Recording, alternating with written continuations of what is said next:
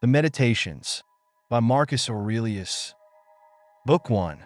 From my grandfather Verus, I learned good morals and the government of my temper. From the reputation and remembrance of my father, modesty and a manly character. From my mother, piety and beneficence and abstinence, not only from evil deeds, but even from evil thoughts. And further, simplicity in my way of living, far removed from the habits of the rich. From my great-grandfather, not to have frequented public schools and to have had good teachers at home, and to know that on such things a man should spend liberally. From my governor, to be neither of the green nor of the blue party at the games and the circus, nor a partisan either of the Parmularius or the Scutarius at the gladiators' fights. From him, too, I learned endurance of labor, and to want little, and to work with my own hands, and not to meddle with other people's affairs, and not to be ready to listen to slander. From Diognetus, not to busy myself about trifling things, and not to give credit to what was said by miracle workers and jugglers about incantations and the driving away of demons and such things, and not to breed quails for fighting, nor to give myself up passionately to such things, and to endure freedom of speech, and to have become intimate with philosophy, and to have been a hearer first of Bacchius, then of Tandisus and Martianus, and to have written dialogues in my youth, and to have desired a plank bed and skin, and whatever else of the kind belongs to the Grecian discipline.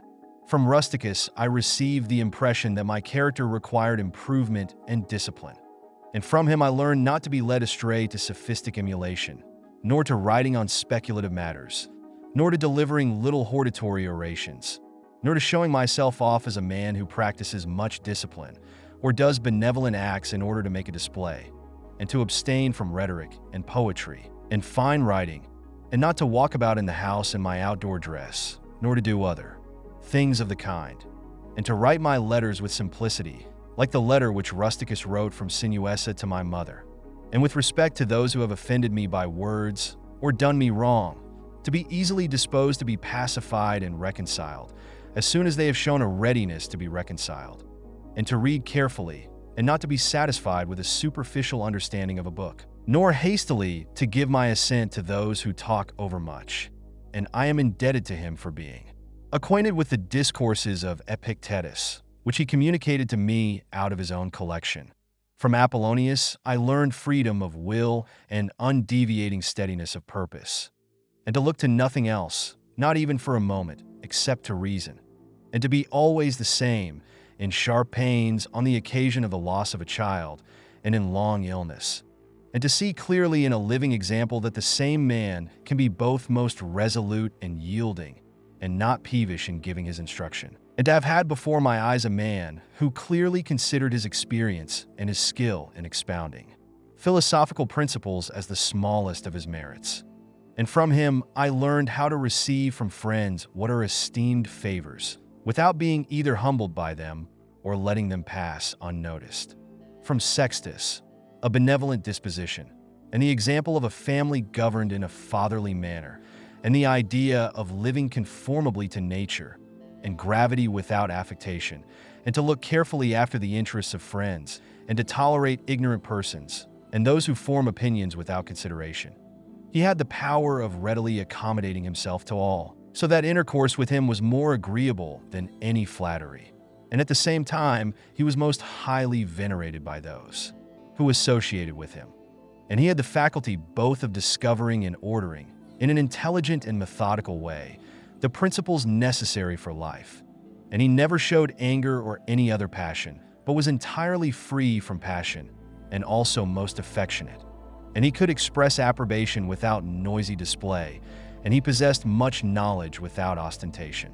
From Alexander the Grammarian, to refrain from fault-finding, and not in a reproachful way to chide those who uttered any barbarous or solecistic or strange-sounding expression, but dexterously to introduce the very expression which ought to have been used, and in the way of answer or giving confirmation, or joining in an inquiry about the thing itself, not about the word, or by some other fit suggestion. From Fronto, I learned to observe what envy and duplicity and hypocrisy are in a tyrant, and that generally those among us who are called patricians are rather deficient in paternal affection. From Alexander the Platonic, not frequently nor without necessity to say to anyone, or to write in a letter, that I have no leisure, nor continually to excuse the neglect of duties required by our relation to those with whom we live, by alleging urgent occupations. From Catullus, not to be indifferent when a friend finds fault, even if he should find fault without reason, but to try to restore him to his usual disposition, and to be ready to speak well of teachers, as it is reported of Domitius and Athenodotus, and to love my children truly. From my brother Severus, to love my kin, and to love truth, and to love justice. And through him I learned to know Thracia, Helvidius, Cato, Dion, Brutus. And from him I received the idea of a polity, in which there is the same law for all, a polity administered with regard to equal rights and equal freedom of speech, and the idea of a kingly government which respects most of all the freedom of the governed. I learned from him also consistency and undeviating steadiness in my regard for philosophy, and a disposition to do good, and to give to others readily, and to cherish good hopes, and to believe that I am loved by my friends. And in him I observed no concealment of his opinions with respect to those whom he condemned, and that his friends had no need to conjecture what he wished or did not wish, but it was quite plain. From Maximus I learned self-government, and not to be led aside by anything, and cheerfulness in all circumstances, as well as in illness, and a just admixture in the moral character of sweetness and dignity, and to do what was set before me without complaining.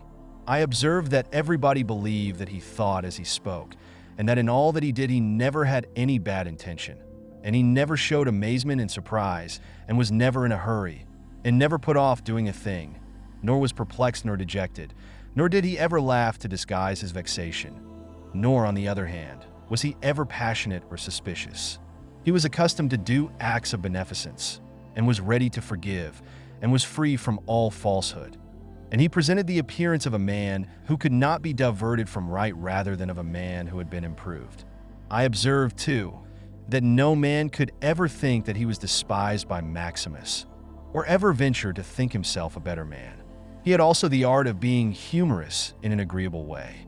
In my father I observed mildness of temper and unchangeable resolution in the things which he had determined after due deliberation, and no vainglory in those things which men call honors, and a love of labor and perseverance, and a readiness to listen to those who had anything to propose for the common weal, and undeviating firmness in giving to every man according to his deserts, and a knowledge derived from experience of the occasions for vigorous action and for remission. And I observed that he had overcome all passion for boys, and he considered himself no more than any other citizen. And he released his friends from all obligation to sup with him or to attend him of necessity when he went abroad, and those who had failed to accompany him, by reason of any urgent circumstances, always found him the same.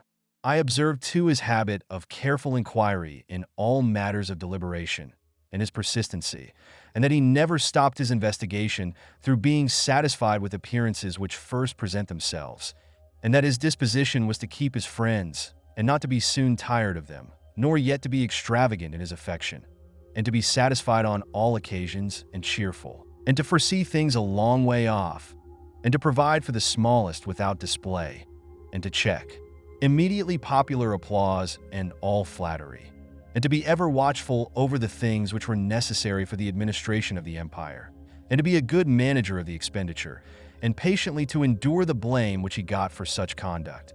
And he was neither superstitious with respect to the gods, nor did he court men by gifts or by trying to please them, or by flattering the populace. But he showed sobriety in all things and firmness, and never any mean thoughts or action, nor love of novelty, and the things which conduce in any way to the commodity of life, and of which fortune gives an abundant supply, he used without arrogance and without excusing himself, so that when he had them, he enjoyed them without affectation, and when he had them not, he did not want them.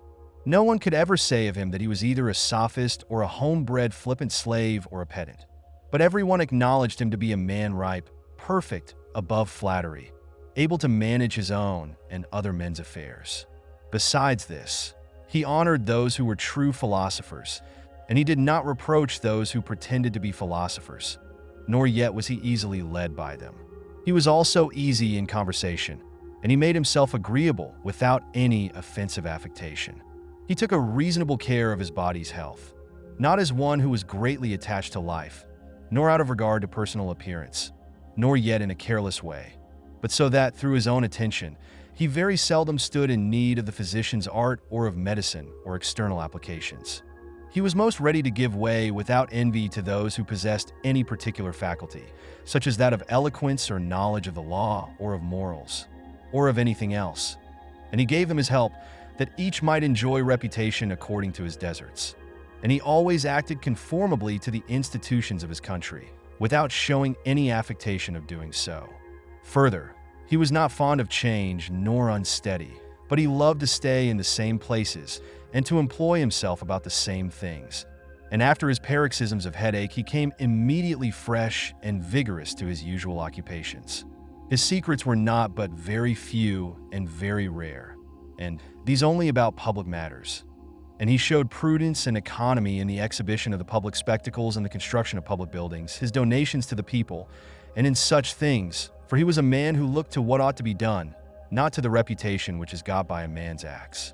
He did not take the bath at unseasonable hours. He was not fond of building houses, nor curious about what he ate, nor about the texture and color of his clothes, nor about the beauty of his slaves. His dress came from Lorium, his villa on the coast, and from Lanuvium generally. We know how he behaved to the toll collector at Tusculum who asked his pardon, and such was all his behavior. There was in him nothing harsh, nor implacable, nor violent, nor, as one may say, anything carried to the sweating point. But he examined all things severally, as if he had abundance of time, and without confusion, in an orderly way, vigorously and consistently. And that might be applied to him which is recorded of Socrates, that he was able both to abstain from and to enjoy those things which many are too weak to abstain from and cannot enjoy without excess. But to be strong enough both to bear the one and to be sober in the other is the mark of a man who has a perfect and invincible soul, such as he showed in the illness of Maximus. To the gods I am indebted for having good grandfathers, good parents, a good sister, good teachers, good associates, good kinsmen and friends, nearly everything good. Further, I owe it to the gods that I was not hurried into any offense against any of them, though I had a disposition which, if opportunity had offered, might have led me to do something of this kind.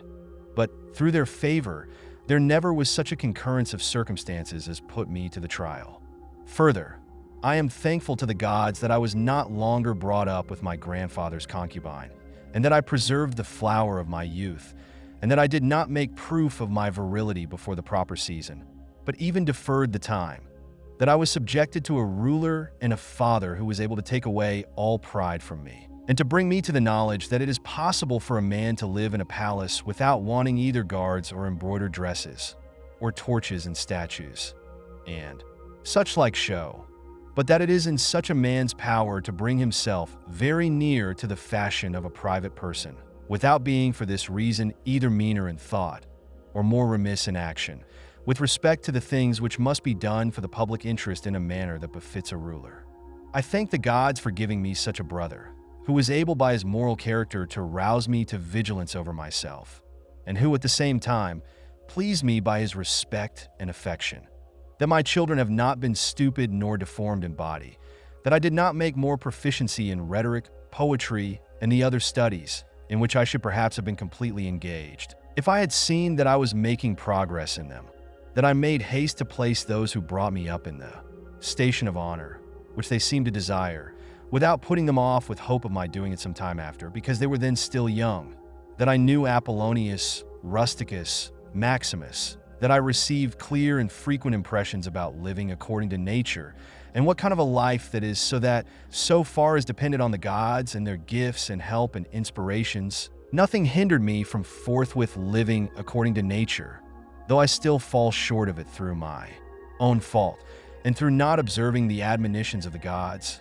and I may almost say, their direct instructions, that my body is held out so long in such a kind of life, that I never touched either Benedicta or Theodotus, and that after having fallen into amatory passions, I was cured, and though I was often out of humor with Rusticus, I never did anything of which I had occasion to repent. That, though it was my mother's fate to die young, she spent the last years of her life with me.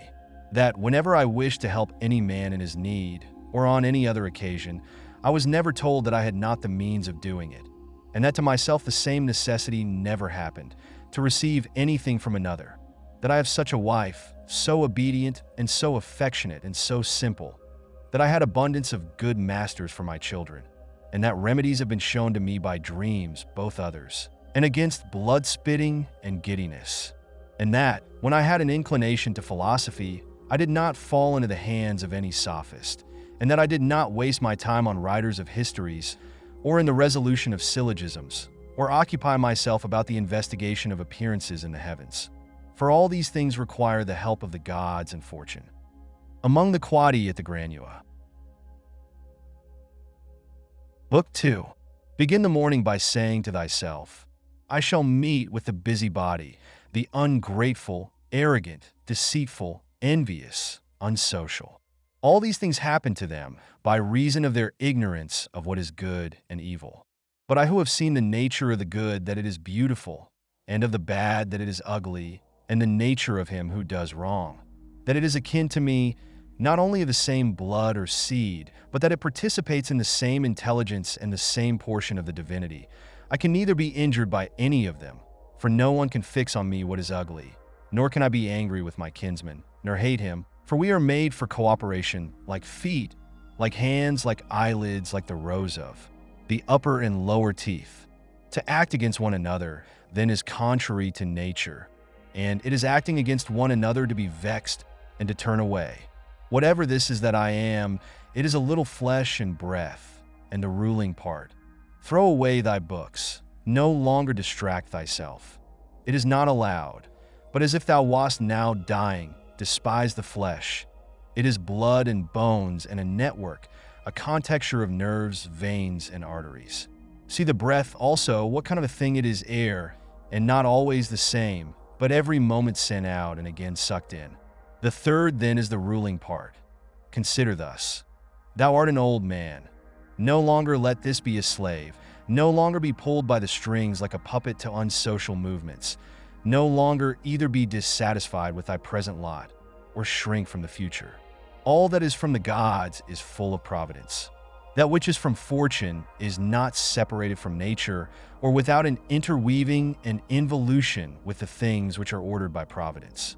From thence all things flow, and there is besides necessity, and that which is for the advantage of the whole universe, of which thou art a part. But that is good for every part of nature which the nature of the whole brings, and what serves to maintain this nature. Now the universe is preserved, as by the changes of the elements, so by the changes of things compounded of the elements. Let these principles be enough for thee. Let them always be fixed opinions. But cast away the thirst after books, that thou mayest not die murmuring, but cheerfully, truly, and from thy heart thankful to the gods. Remember how long thou hast been putting off these things, and how often thou hast received an opportunity from the gods, and yet dost not use it. Thou must now at last perceive of what universe thou art a part, and of what administrator of the universe thy existence is an efflux, and that a limit of time is fixed for thee, which if thou dost not use for clearing away the clouds from thy mind, it will go and thou wilt go, and it will never return. Every moment think steadily as a Roman and a man to do what thou hast in hand with perfect and simple dignity, and feeling of affection, and freedom, and justice, and to give thyself relief from all other thoughts. And thou wilt give thyself relief, if thou doest every act of thy life as if it were the last, laying aside all carelessness and passionate aversion from the commands of reason, and all hypocrisy, and self-love, and discontent with the portion which has been given to thee. Thou sayest how few the things are, the which if a man lays hold of, he is able to live a life which flows in quiet, and is like the existence of the gods. For the gods on their part will require nothing more from him who observes these things. Do wrong to thyself, my soul, but thou wilt no longer have the opportunity of honoring thyself. Every man's life is sufficient, but thine is nearly finished, though thy soul reverences not itself, but places thy felicity in the souls of others. Do the things external which fall upon thee distract thee? Give thyself time to learn something new and good, and cease to be whirled around. But then thou must also avoid being carried about the other way. For those two are triflers who have wearied themselves in life by their activity, and yet have no object to which to direct every movement, and in a word, all their thoughts. Through not observing what is in the mind of another, a man has seldom been seen to be unhappy. But those who do not observe the movements of their own minds must of necessity be unhappy. This thou must always bear in mind. What is the nature of the whole? And what is my nature? And how this is related to that? And what kind of a part it is of what kind of a whole? And that there is no one who hinders thee from always doing and saying the things which are according to the nature of which thou art a part. Theophrastus, in his comparison of bad acts, such a comparison as one would make in accordance with the common notions of mankind, says like a true philosopher that the offenses which are committed through desire are more blamable than those which are committed through anger.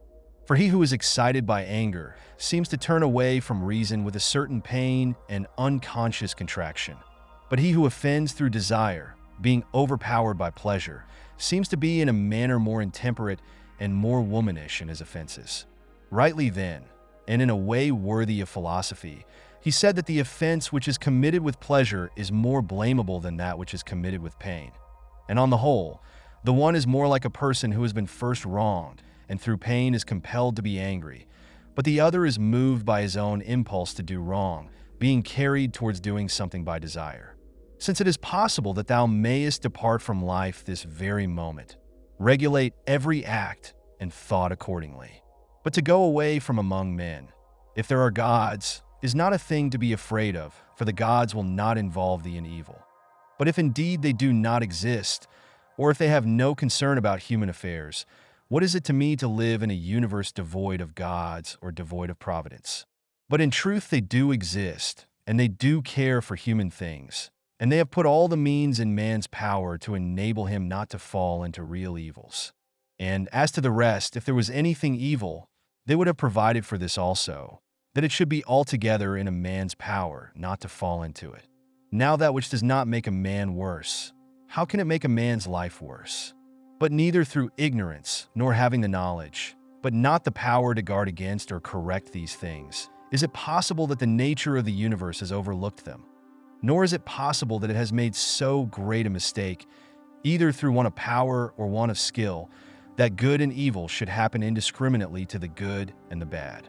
But death certainly, and life, honor and dishonor, pain and pleasure, all these things equally happen to good men and bad, being things which make us neither better nor worse. Therefore they are neither good nor evil. How quickly all things disappear, in the universe the bodies themselves, but in time the remembrance of them. What is the nature of all sensible things, and particularly those which attract with the bait of pleasure or terrify by pain, or are noised abroad by vapory fame? How worthless and contemptible and sordid and perishable and dead they are. All this it is the part of the intellectual faculty to observe. To observe, too, who these are whose opinions and voices give reputation. What death is, and the fact that if a man looks at it in itself, and by the abstractive power of reflection resolves into their parts all the things which present themselves to the imagination in it, he will then consider it to be nothing else than an operation of nature. And if anyone is afraid of an operation of nature, he is a child. This, however, is not only an operation of nature, but it is also a thing which conduces to the purposes of nature. To observe, too, how man comes near to the deity, and by what part of him, and when this part of man is so disposed. Nothing is more wretched than a man who traverses everything in around, and pries into the things beneath the earth, as the poet says, and seeks by conjecture what is in the minds of his neighbors, without perceiving that it is sufficient to attend to the demon within him, and to reverence it sincerely. And reverence of the demon consists in keeping it pure from passion and thoughtlessness, and dissatisfaction with what comes from gods and men. For the things from the gods merit veneration for their excellence, and the things from men should be dear to us by reason of kinship, and sometimes even, in a manner, they move our pity by reason of men's ignorance of good and bad. This defect being not less than that which deprives us of the power of distinguishing things that are white and black. Though thou shouldst be going to live 3,000 years, and as many times 10,000 years, still remember that no man loses any other life than this which he now lives, nor lives any other than this which he now loses. The longest and shortest are thus brought to the same. For the present is the same to all, though that which perishes is not the same, and so that which is lost appears to be a mere moment. For a man cannot lose either the past or the future. For what a man is not, how can anyone take this from him? These two things then thou must bear in mind. The one, that all things from eternity are of like forms and come round in a circle, and that it makes no difference whether a man shall see the same things during 100 years or 200, or an infinite time.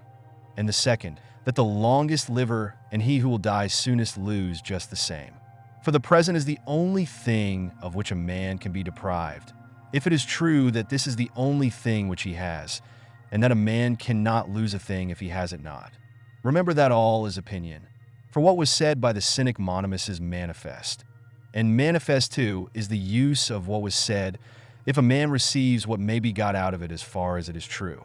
The soul of man does violence to itself, first of all, when it becomes an abscess and, as it were, a tumor on the universe, so far as it can.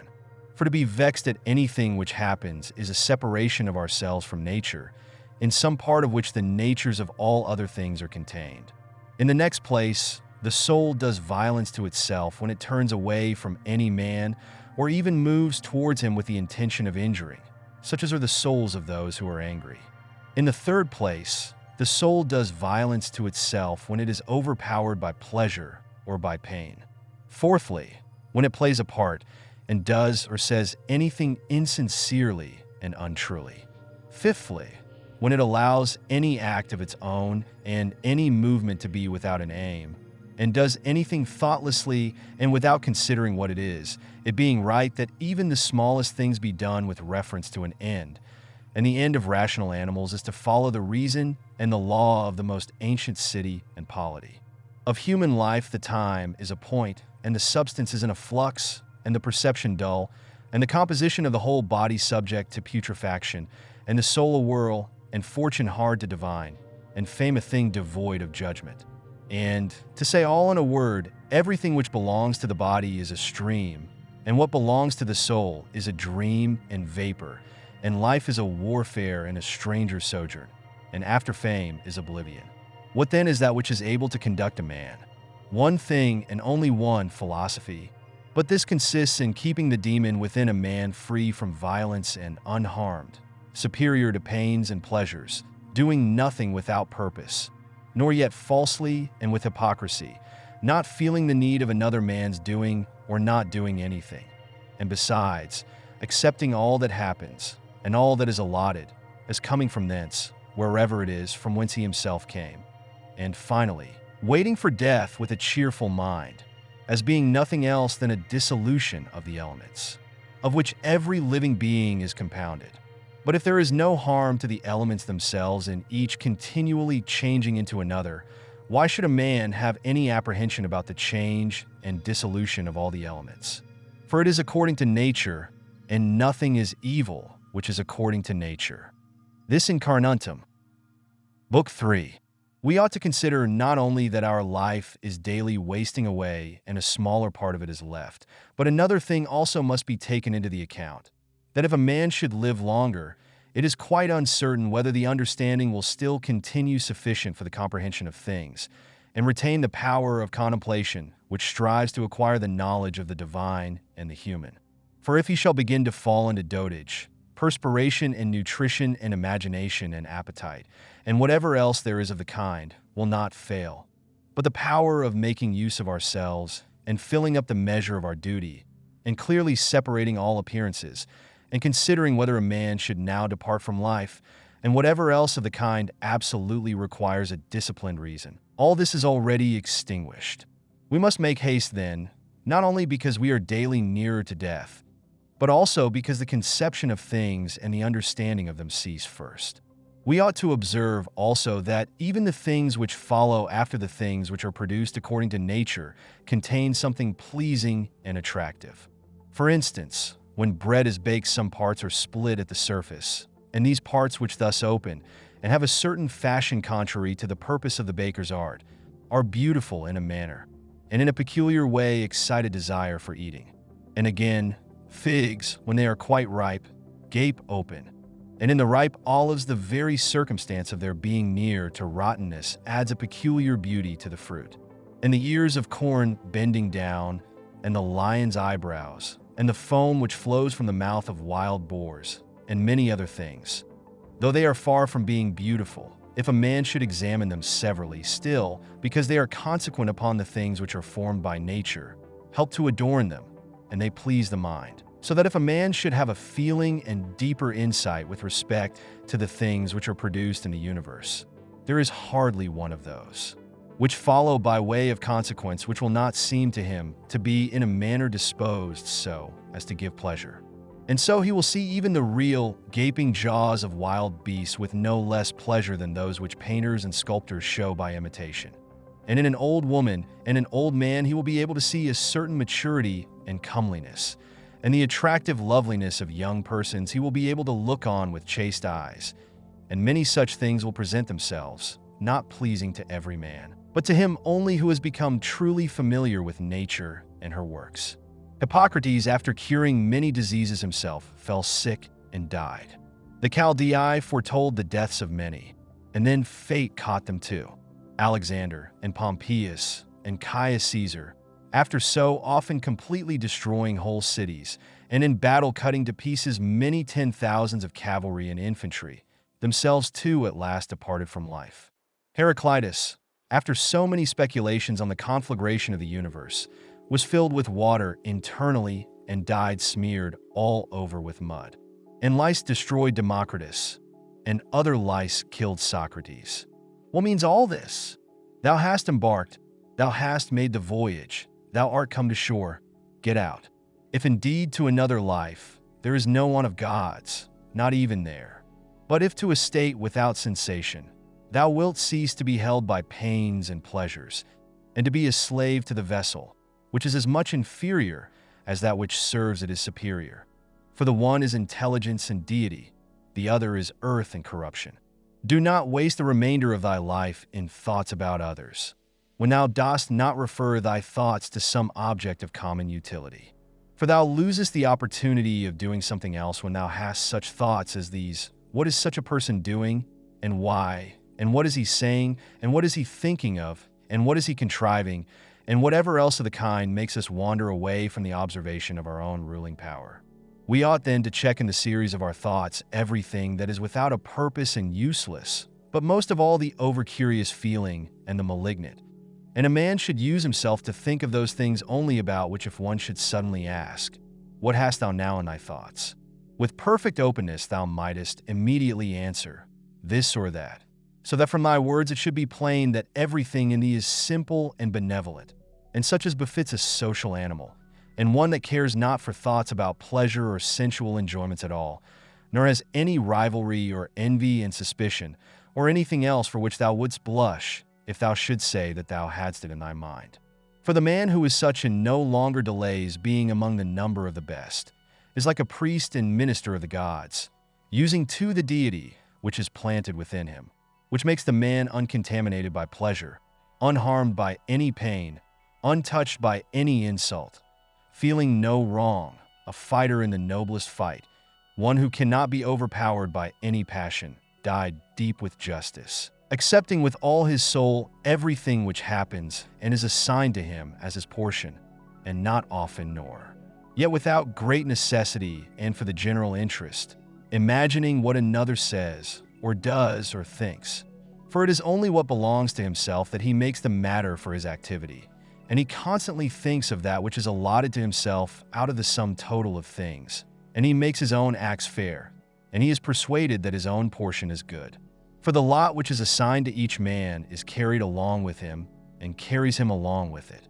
And he remembers also that every rational animal is his kinsman, and that to care for all men is according to man's nature, and a man should hold on to the opinion not of all, but of those only who confessedly live according to nature.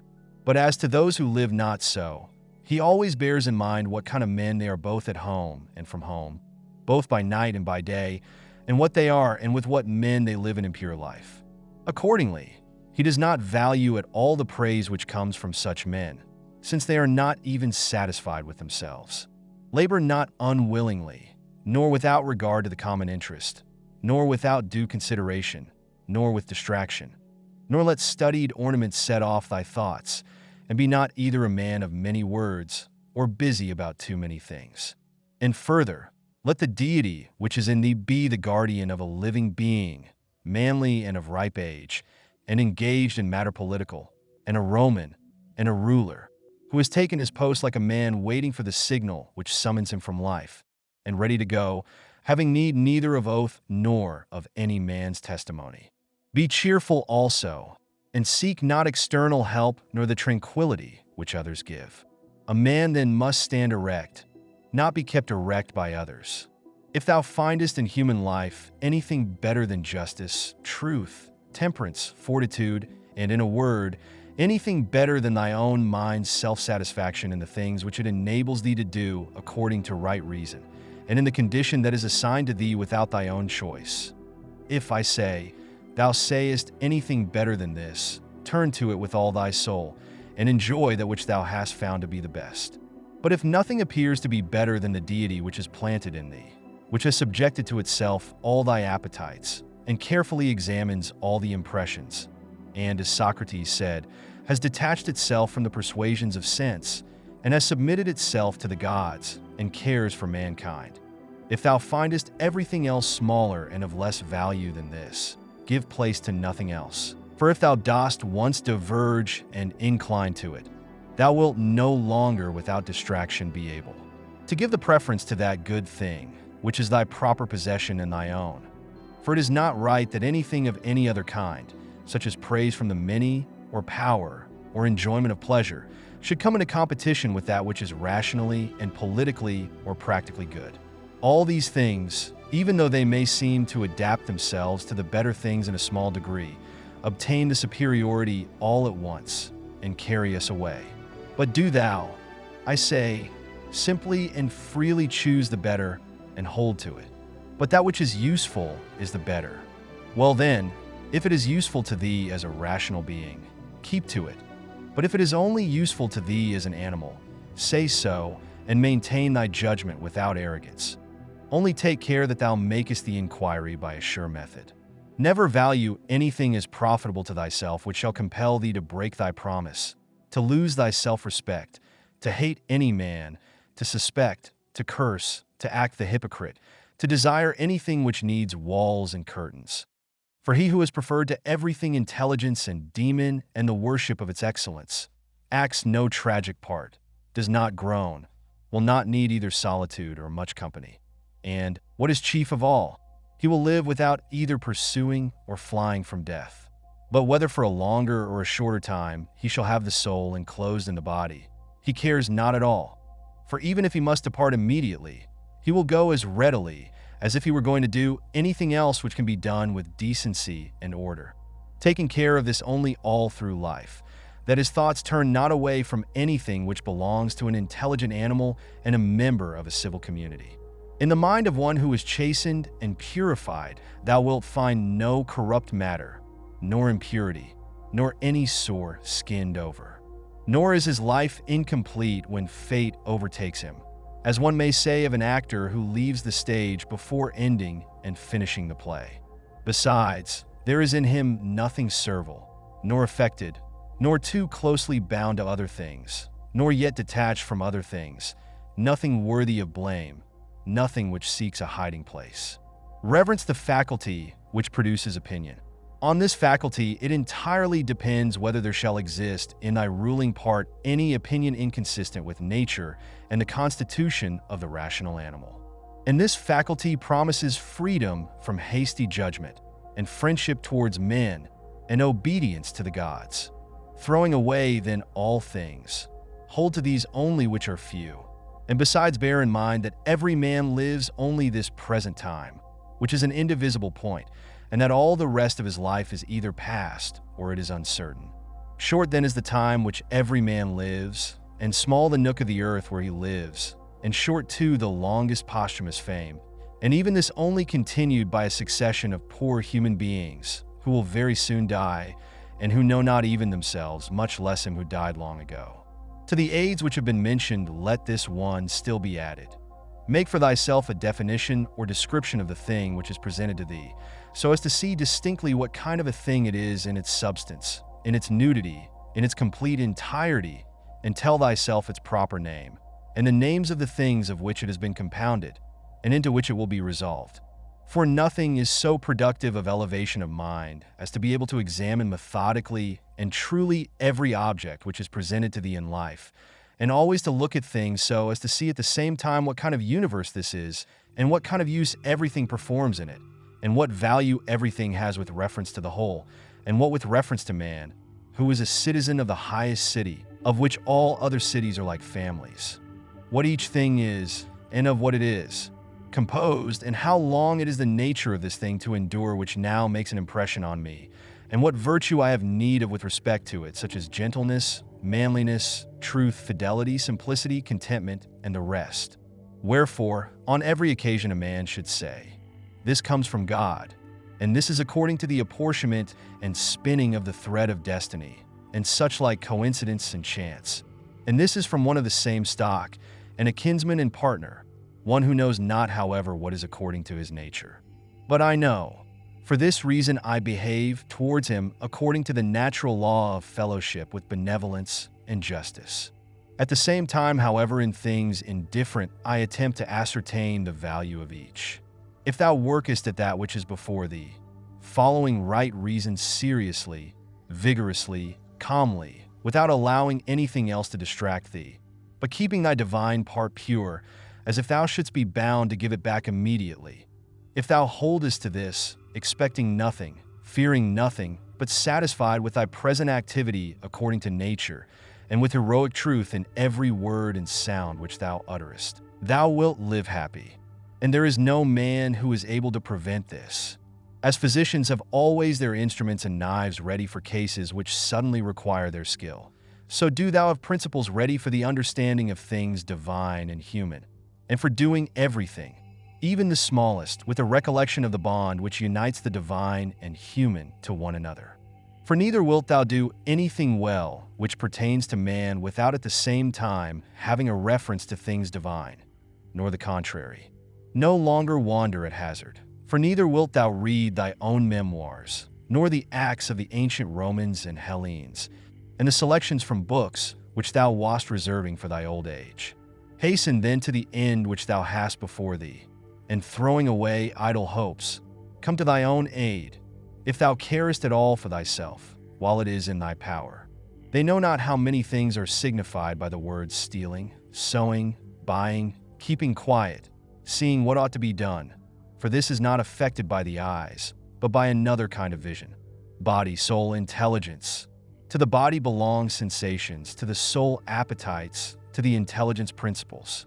To receive the impressions of forms by means of appearances belongs even to animals. To be pulled by the strings of desire belongs both to wild beasts and to men who have made themselves into women, and to a Phalaris and a Nero.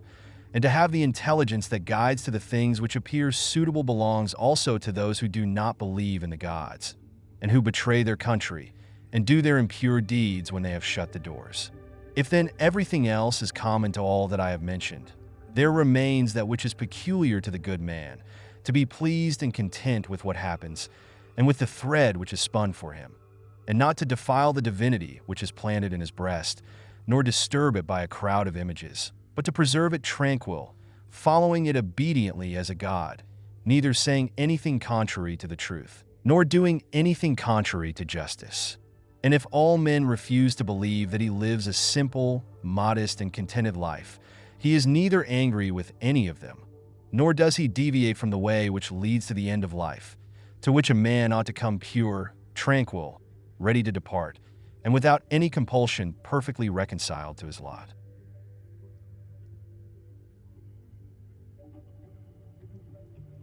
Book 4. That which rules within, when it is according to nature, is so affected with respect to the events which happen that it always easily adapts itself to that which is and is presented to it.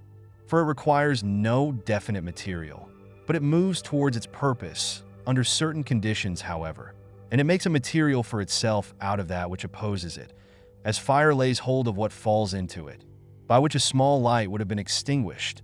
But when the fire is strong, it soon appropriates to itself the matter which is heaped on it, and consumes it, and rises higher by means of this very material. Let no act be done without a purpose, nor otherwise than according to the perfect principles of art. Men seek retreats for themselves, houses in the country, seashores, and mountains. And thou too art wont to desire such things very much. But this is altogether a mark of the most common sort of men, for it is in thy power whenever thou shalt choose to retire into thyself. For nowhere, either with more quiet or more freedom from trouble, does a man retire than into his own soul, particularly when he has within him such thoughts that by looking into them he is immediately in perfect tranquility. And I affirm that tranquility is nothing else than the good ordering of the mind. Constantly, then, give to thyself this retreat, and renew thyself. And let thy principles be brief and fundamental, which, as soon as thou shalt recur to them, will be sufficient to cleanse the soul completely, and to send thee back free from all discontent with the things to which thou returnest. For with what art thou discontented? With the badness of men? Recall to thy mind this conclusion, that rational animals exist for one another, and that to endure is a part of justice, and that men do wrong involuntarily. And consider how many already, after mutual enmity, suspicion, hatred, and fighting, have been stretched dead, reduced to ashes, and be quiet at last. But perhaps thou art dissatisfied with that which is assigned to thee out of the universe. Recall to thy recollection this alternative.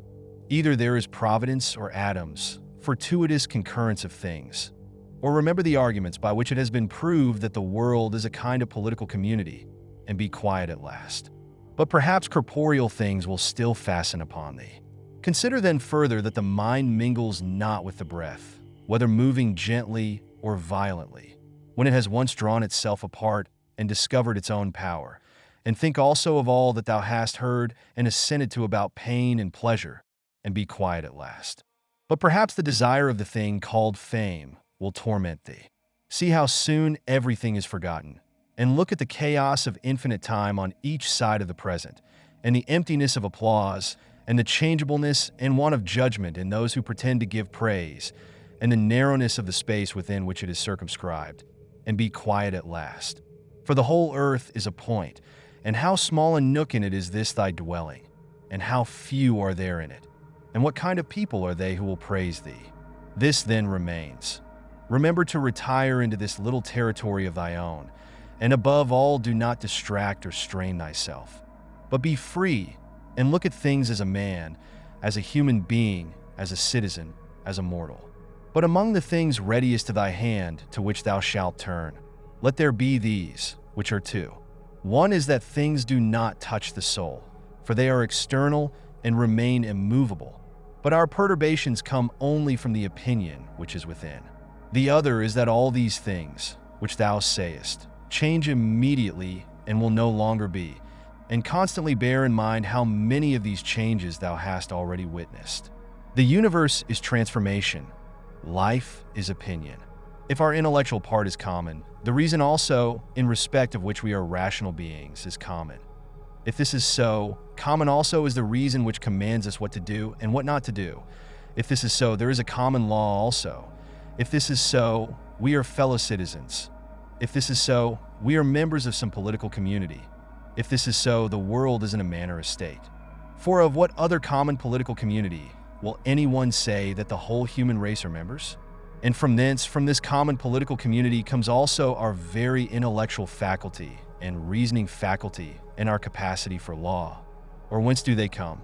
For as my earthly part is a portion given to me from certain earth, and that which is watery from another element, and that which is hot and fiery from some peculiar source, for nothing comes out of that which is nothing, as nothing also returns to non-existence. So also the intellectual part comes from some source.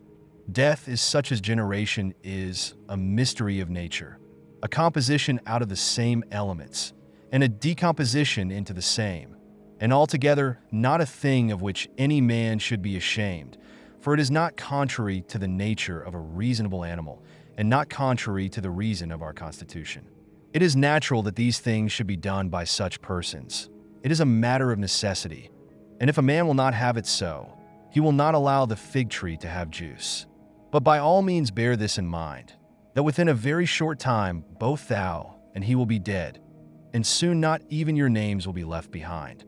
Take away thy opinion, and then there is taken away the complaint, I have been harmed. Take away the complaint, I have been harmed, and the harm is taken away.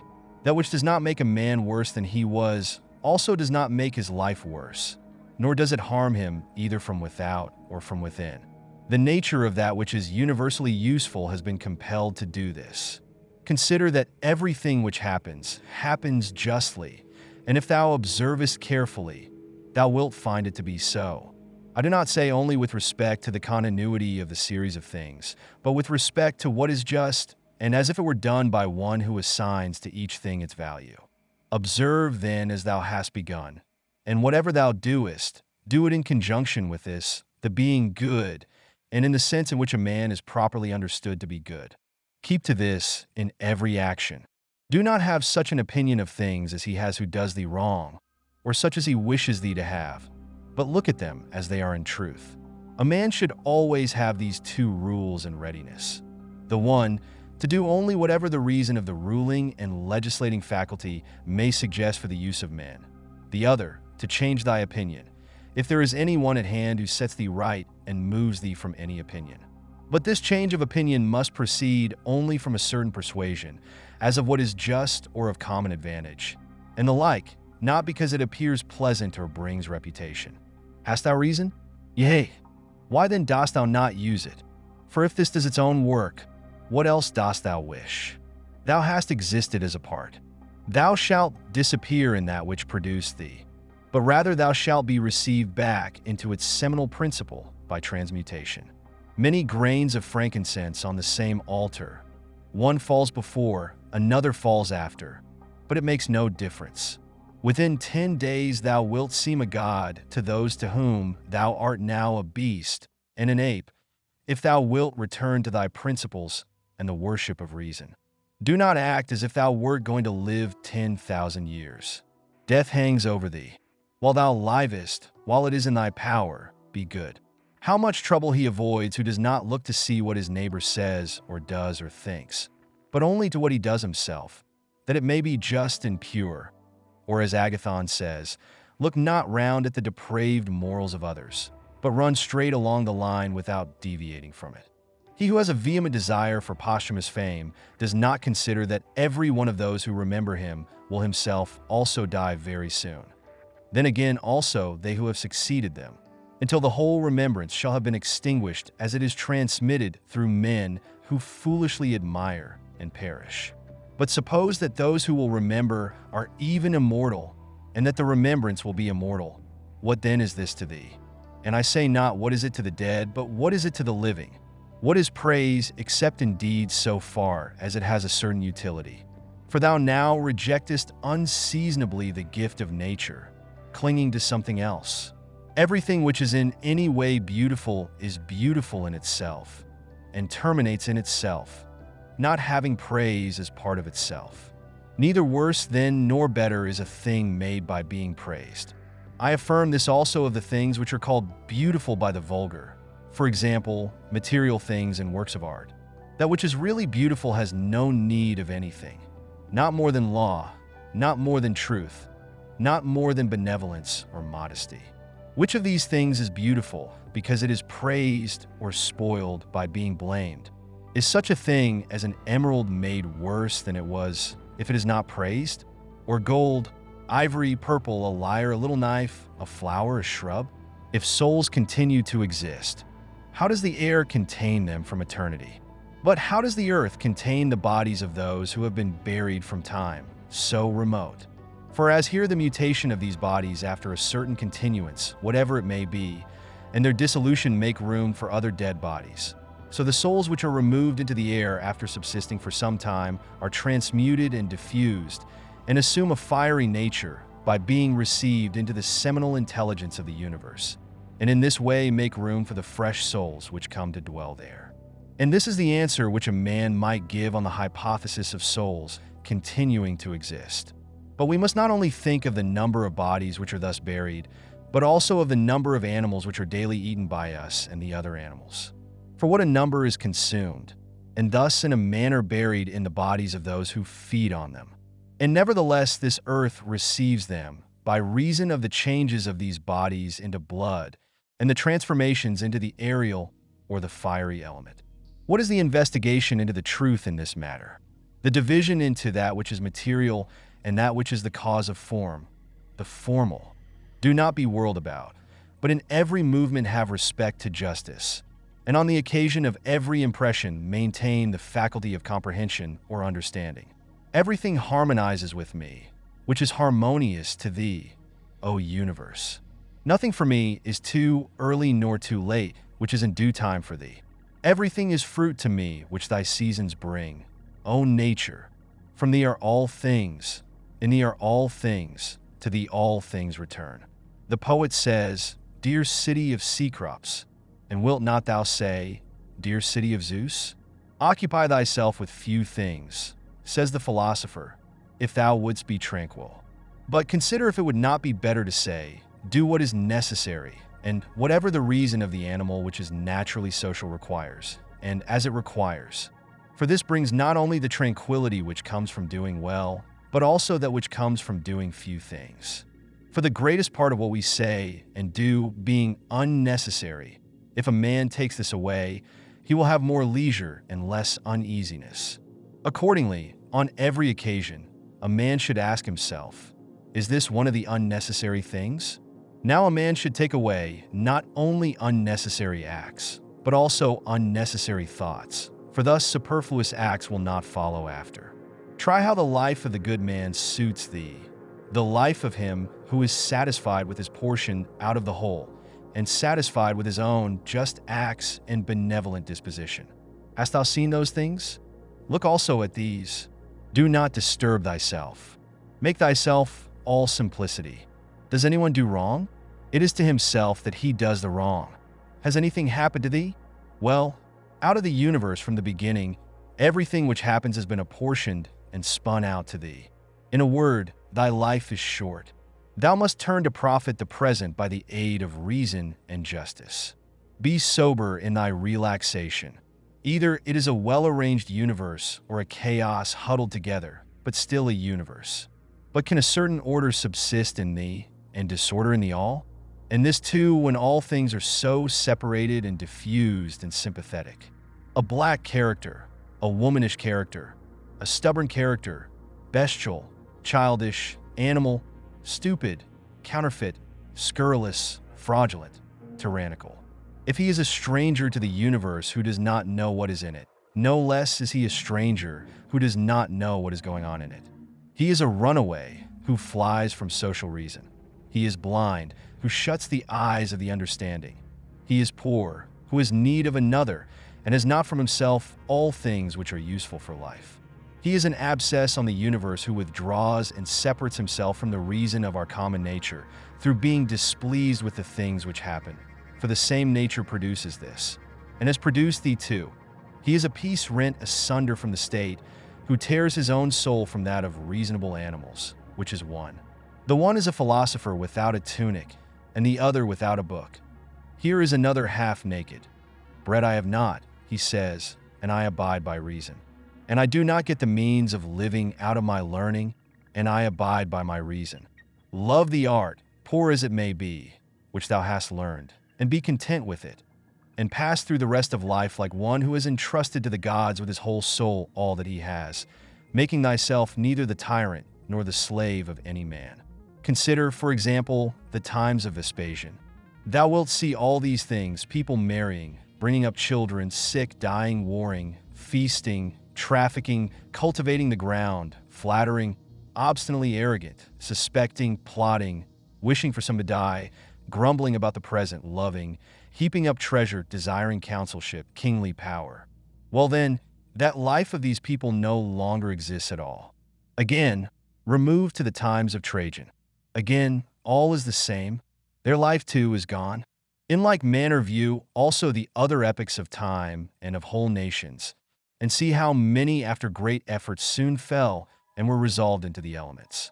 But chiefly thou shouldst think of those whom thou hast thyself known distracting themselves about idle things, neglecting to do what was in accordance with their proper constitution, and to hold firmly to this, and to be content with it.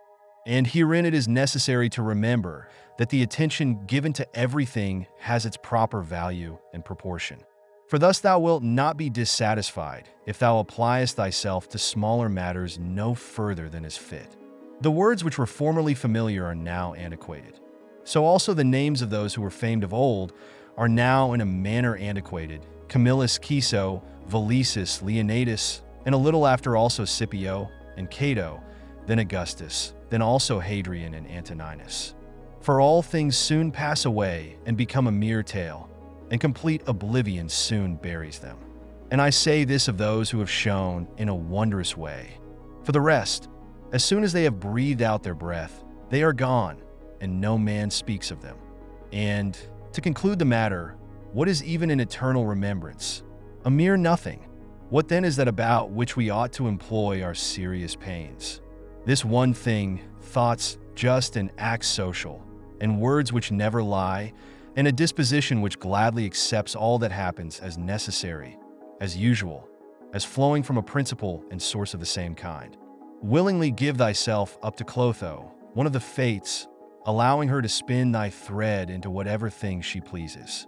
Everything is only for a day, both that which remembers and that which is remembered. Observe constantly that all things take place by change, and accustom thyself to consider that the nature of the universe loves nothing so much as to change the things which are and to make new things like them.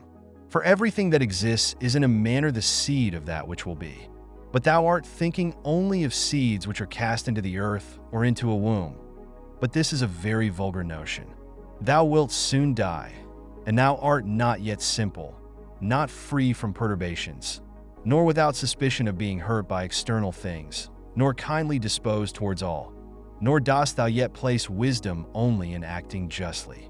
Examine men's ruling principles, even those of the wise, what kind of things they avoid and what kind they pursue.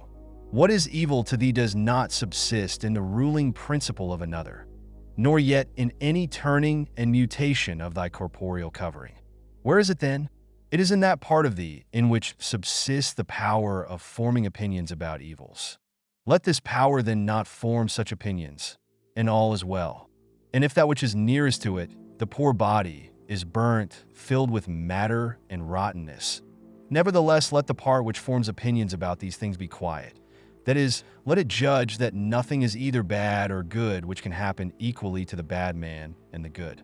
For that which happens equally to him who lives contrary to nature and to him who lives according to nature is neither according to nature nor contrary to nature. Constantly regard the universe as one living being, having one substance and one soul. And observe how all things have reference to one perception, the perception of this one living being, and how all things act with one movement, and how all things are the cooperating causes of all things which exist. Observe, too, the continuous spinning of the thread and the contexture of the web. Thou art a little soul bearing about a corpse, as Epictetus used to say. It is no evil for things to undergo change, and no good for things to subsist in consequence of change. Time is like a river made up of the events which happen, and a violent stream. For as soon as a thing has been seen, it is carried away, and another comes in its place, and this will be carried away too. Everything which happens is as familiar and well known as the rose in spring and the fruit in summer. For such is disease, and death, and calumny, and treachery, and whatever else delights fools or vexes them. In the series of things, those which follow are always aptly fitted to those which have gone before. For this series is not like a mere enumeration of disjointed things, which is only a necessary sequence, but it is a rational connection. And as all existing things are arranged together harmoniously, so the things which come into existence exhibit no mere succession, but a certain wonderful relationship. Always remember the saying of Heraclitus, that the death of earth is to become water, and the death of water is to become air, and the death of air is to become fire, and reversely. And think too of him who forgets whither the way leads, and that men quarrel with that with which they are most constantly in communion, the reason which governs the universe, and the things which daily meet with seem to them strange, and consider that we ought not to act and speak as if we were asleep, for even in sleep we seem to act and speak, and that we ought not, like children who learn from their parents, simply to act and speak as we have been taught. If any god told thee that thou shalt die tomorrow, or certainly on the day after tomorrow, thou wouldst not care much whether it was on the third day or on the morrow, unless thou wast in the highest degree mean-spirited. For how small is the difference? So think it no great thing to die after as many years as thou canst name rather than tomorrow. Think continually how many physicians are dead after often contracting their eyebrows over the sick, and how many astrologers after predicting with great pretensions the deaths of others, and how many philosophers after endless discourses on death or immortality, how many heroes after killing thousands, and how many tyrants who have used their power over men's lives with terrible insolence as if they were immortal, and how many cities are entirely dead, so to speak, Hellas and Pompeii and Herculaneum, and others innumerable. Add to the reckoning all whom thou hast known, one after another. One man after burying another has been laid out dead, and another buries him, and all this in a short time. To conclude, always observe how ephemeral and worthless human things are, and what was yesterday a little mucus, tomorrow will be a mummy or ashes. Pass then through this little space of time conformably to nature, and end thy journey in content, just as an olive falls off when it is ripe, blessing nature who produced it, and thanking the tree on which it grew. Be like the promontory against which the waves continually break, but it stands firm and tames the fury of the water around it. Unhappy am I because this has happened to me. Not so, but happy am I, though this has happened to me, because I continue free from pain, neither crushed by the present nor fearing the future. For such a thing as this might have happened to every man, but every man would not have continued free from pain on such an occasion. Why then is that rather a misfortune than this a good fortune? And dost thou in all cases call that a man's misfortune, which is not a deviation from man's nature? And does a thing seem to thee to be a deviation from man's nature, when it is not contrary to the will of man's nature? Well, thou knowest the will of nature. Will then this which has happened prevent thee from being just, magnanimous, temperate, prudent, secure against inconsiderate opinions and falsehood? Will it prevent thee from having modesty, freedom, and everything else, by the presence of which man's nature obtains all that is its own? Remember too on every occasion which leads thee to vexation to apply this principle. Not that this is a misfortune, but that to bear it nobly is good fortune. It is a vulgar, but still a useful help towards contempt of death, to pass in review those who have tenaciously stuck to life. What more then have they gained than those who have died early? Certainly, they lie in their tombs somewhere at last, Cadicianus, Fabius, Julianus, Lepidus, or anyone else like them, who have carried out many to be buried, and then were carried out themselves. Altogether, the interval is small between birth and death. And consider with how much trouble, and in company with what sort of people, and in what a feeble body this interval is laboriously passed. Do not then consider life a thing of any value. For look to the immensity of time behind thee, and to the time which is before thee, another boundless space. In this infinity, then what is the difference between him who lives 3 days and him who lives 3 generations? Always run to the short way, and the short way is the natural. Accordingly say and do everything in conformity with the soundest reason. For such a purpose frees a man from trouble and warfare and all artifice and ostentatious display. Book 5. In the morning when thou risest unwillingly, let this thought be present. I am rising to the work of a human being. Why then am I dissatisfied if I am going to do the things for which I exist, and for which I was brought into the world? Or have I been made for this, to lie in the bedclothes and keep myself warm? But this is more pleasant. Dost thou exist then to take thy pleasure, and not at all for action or exertion? Dost thou not see the little plants, the little birds, the ants, the spiders, the bees working together to put in order their several parts of the universe? And art thou unwilling to do the work of a human being? And dost thou not make haste to do that which is according to thy nature? But it is necessary to take rest also. It is necessary. However, nature has fixed bounds to this too. She has fixed bounds both to eating and drinking, and yet thou goest beyond these bounds, beyond what is sufficient. Yet in thy acts it is not so, but thou stoppest short of what thou canst do. So thou lovest not thyself. For if thou didst, thou wouldst love thy nature and her will. But those who love their several arts exhaust themselves in working at them unwashed and without food. But thou valuest thy own nature less than the turner values the turning art, or the dancer the dancing art, or the lover of money values his money, or the vainglorious man his little glory. And such men, when they have a violent affection to a thing, choose neither to eat nor to sleep rather than to perfect the things which they care for. But are the acts which concern society more vile in thy eyes and less worthy of thy labor? How easy it is to repel and to wipe away every impression which is troublesome or unsuitable, and immediately to be in all tranquility. Judge every word and deed which are according to nature to be fit for thee, and be not diverted by the blame which follows from any people, nor by their words. But if a thing is good to be done or said, do not consider it unworthy of thee. For those persons have their peculiar leading principle and follow their peculiar movement, which things do not thou regard, but go straight on, following thy own nature and the common nature, and the way of both is one. I go through the things which happen according to nature until I shall fall and rest, breathing out my breath into that element out of which I daily draw it in, and falling upon that earth out of which my father collected the seed, and my mother the blood, and my nurse the milk, out of which during so many years I have been supplied with food and drink, which bears me when I tread on it and abuse it for so many purposes. Thou sayest, men cannot admire the sharpness of thy wits. Be it so. But there are many other things of which thou canst not say, I am not formed for them by nature.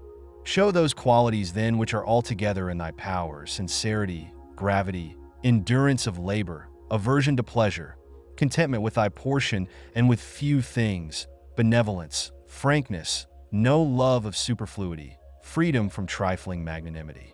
Dost thou not see how many qualities thou art immediately able to exhibit, in which there is no excuse of natural incapacity and unfitness, and yet thou still remainest voluntarily below the mark?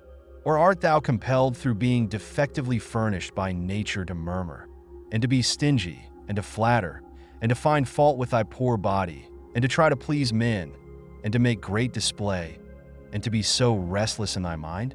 No, by the gods! But thou mightest have been delivered from these things long ago.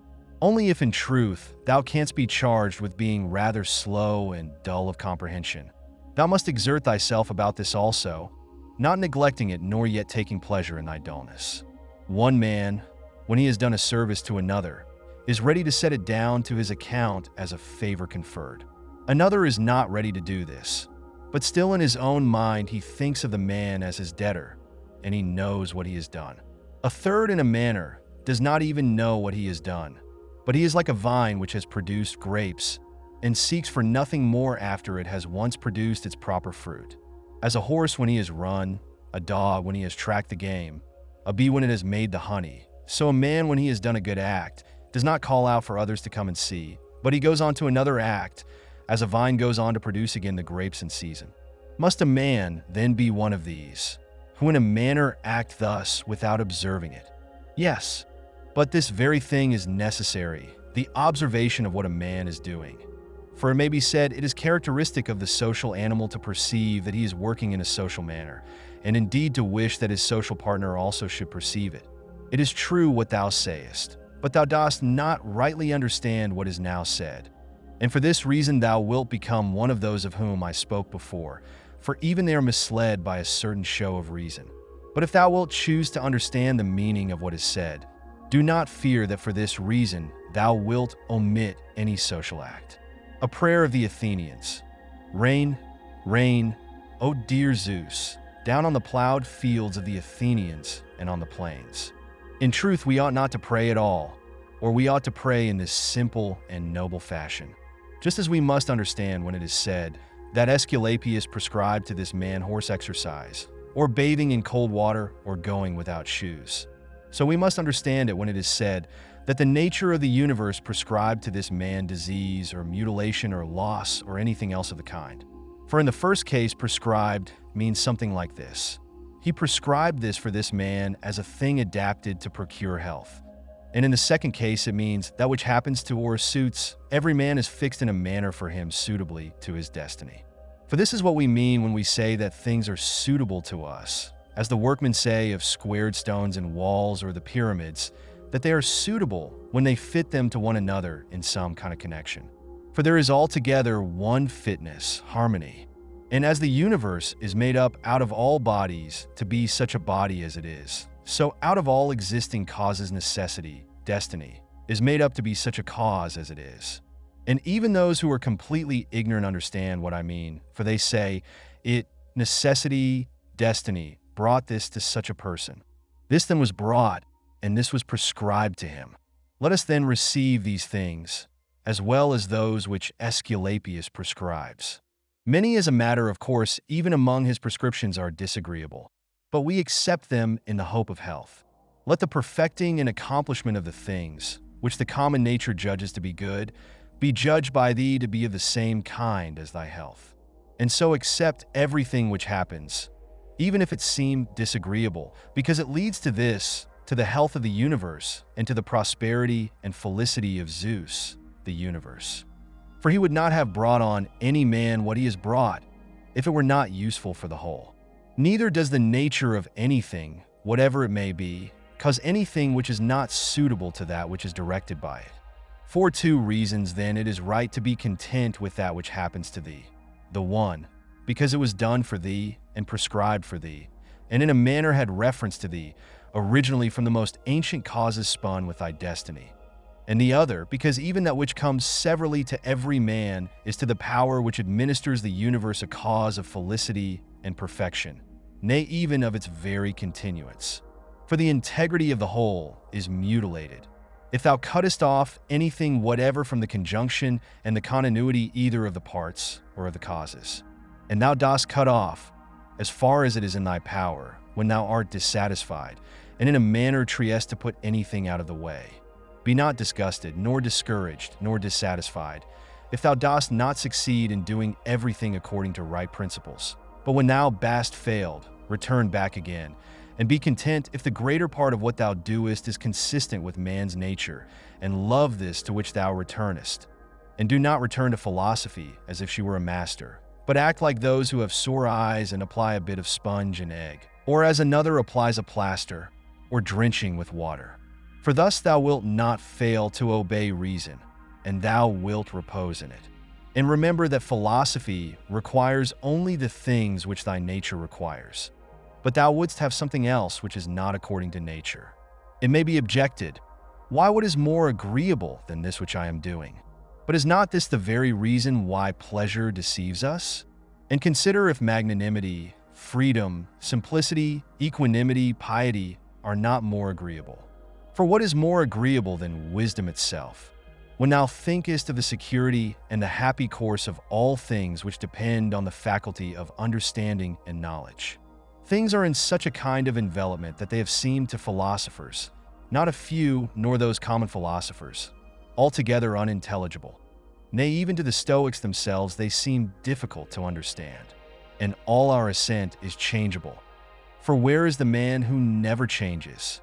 Carry thy thoughts then to the objects themselves, and consider how short-lived they are and worthless, and that they may be in the possession of a filthy wretch or a whore or a robber. Then turn to the morals of those who live with thee, and it is hardly possible to endure even the most agreeable of them, to say nothing of a man being hardly able to endure himself. In such darkness, then, and dirt, and in so constant a flux both of substance and of time, and of motion and of things moved, What there is worth being highly prized or even an object of serious pursuit, I cannot imagine. But on the contrary, it is a man's duty to comfort himself, and to wait for the natural dissolution and not to be vexed at the delay, but to rest in these principles only. The one, that nothing will happen to me which is not conformable to the nature of the universe, and the other, that it is in my power never to act contrary to my God and demon, for there is no man who will compel me to this. About what am I now employing my own soul? On every occasion, I must ask myself this question and inquire, what have I now in this part of me, which they call the ruling principle?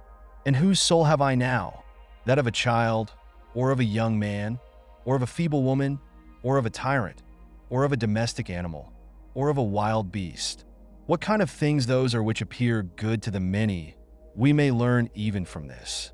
For if any man should conceive certain things as being really good, such as prudence, temperance, justice, fortitude, he would not, after having first conceived these, endure to listen to anything which should not be in harmony with what is really good. But if a man has first conceived as good the things which appear to the many to be good, he will listen and readily receive as very applicable that which was said by the comic writer. Thus even the many perceive the difference. For were it not so, this saying would not offend and would not be rejected in the first case, while we receive it when it is said of wealth, and of the means which further luxury and fame, as said fitly and wittily. Go on then and ask if we should value and think those things to be good, to which after their first conception in the mind the words of the comic writer might be aptly applied, that he who has them, through pure abundance, is not a place to ease himself in. I am composed of the formal and the material, and neither of them will perish into non-existence, as neither of them came into existence out of non-existence. Every part of me then will be reduced by change into some part of the universe, and that again will change into another part of the universe, and so on forever. And by consequence of such a change, I too exist, and those who begot me, and so on forever in the other direction. For nothing hinders us from saying so, even if the universe is administered according to definite periods of revolution. Reason and the reasoning art, philosophy, are powers which are sufficient for themselves and for their own works. They move then from a first principle which is their own, and they make their way to the end which is proposed to them. And this is the reason why such acts are named katortheses, or right acts, which word signifies that they proceed by the right road. None of these things ought to be called a man's, which do not belong to a man as man. They are not required of a man, nor does man's nature promise them, nor are they the means of man's nature attaining its end. Neither then does the end of man lie in these things, nor yet that which aids to the accomplishment of this end, and that which aids towards this end is that which is good. Besides, if any of these things did belong to man, it would not be right for a man to despise them and to set himself against them. Nor would a man be worthy of praise who showed that he did not want these things, nor would he who stinted himself in any of them be good, if indeed these things were good. But now the more of these things a man deprives himself of, or of other things like them, or even when he is deprived of any of them, the more patiently he endures the loss, just in the same degree he is a better man. Such as are thy habitual thoughts, such also will be the character of thy mind, for the soul is dyed by the thoughts. Dye it then with a continuous series of such thoughts as these. For instance, that where a man can live, there he can also live well. But he must live in a palace. Well then, he can also live well in a palace. And again, consider that for whatever purpose each thing has been constituted, for this it has been constituted, and towards this it is carried, and its end is in that towards which it is carried. And where the end is, there also is the advantage and the good of each thing. Now the good for the reasonable animal is society, for that we are made for society has been shown above. Is it not plain that the inferior exist for the sake of the superior? But the things which have life are superior to those which have not life. And of those which have life the superior are those which have reason. To seek what is impossible is madness. And it is impossible that the bad should not do something of this kind. Nothing happens to any man which he is not formed by nature to bear. The same things happen to another, and either because he does not see that they have happened, or because he would show a great spirit he is firm and remains unharmed. It is a shame then that ignorance and conceit should be stronger than wisdom. Things themselves touch not the soul, not in the least degree, nor have they admission to the soul, nor can they turn or move the soul. But the soul turns and moves itself alone, and whatever judgments it may think proper to make, such it makes for itself the things which present themselves to it. In one respect man is the nearest thing to me, so far as I must do good to men and endure them. But so far as some men make themselves obstacles to my proper acts, man becomes to me one of the things which are indifferent, no less than the sun or wind or a wild beast. Now it is true that these may impede my action, but they are no impediments to my affects and disposition, which have the power of acting conditionally and changing. For the mind converts and changes every hindrance to its activity into an aid. And so that which is a hindrance is made a furtherance to an act, and that which is an obstacle on the road helps us on this road. Reverence that which is best in the universe. And this is that which makes use of all things and directs all things. And in like manner also reverence that which is best in thyself. And this is of the same kind as that. For in thyself also, that which makes use of everything else is this, and thy life is directed by this. That which does no harm to the state does no harm to the citizen. In the case of every appearance of harm, apply this rule. If the state is not harmed by this, neither am I harmed.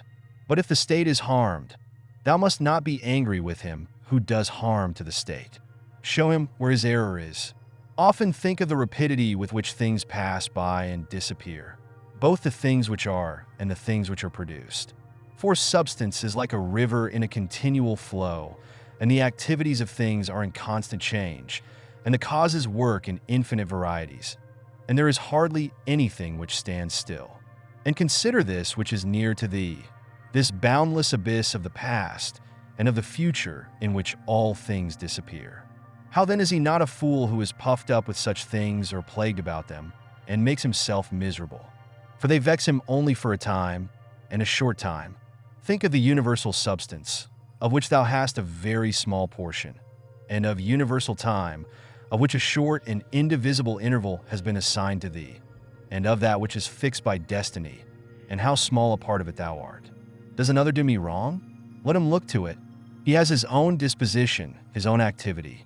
I now have what the universal nature wills me to have, and I do what my nature now wills me to do. Let the part of thy soul which leads and governs be undisturbed by the movements in the flesh, whether of pleasure or of pain, and let it not unite with them, but let it circumscribe itself and limit those affects to their parts. But when these effects rise up to the mind by virtue of that other sympathy that naturally exists in a body which is all one, then thou must not strive to resist the sensation, for it is natural. But let not the ruling part of itself add to the sensation the opinion that it is either good or bad. Live with the gods. And he does live with the gods who constantly shows to them. His own soul is satisfied with that which is assigned to him, and that it does all that the demon wishes, which Zeus hath given to every man for his guardian and guide a portion of himself. And this is every man's understanding and reason. Art thou angry with him whose armpits stink? Art thou angry with him whose mouth smells foul? What good will this danger do thee? He has such a mouth, he has such armpits. It is necessary that such an emanation must come from such things. But the man has reason, it will be said, and he is able, if he takes pain, to discover wherein he offends. I wish thee well of thy discovery. Well then, and thou hast reason. By thy rational faculty stir up his rational faculty. Show him his error, admonish him. For if he listens, thou wilt cure him, and there is no need of anger, neither tragic actor nor whore. As thou intendest to live when thou art gone out, so it is in thy power to live here. But if men do not permit thee, then get away out of life, yet so as if thou wert suffering no harm.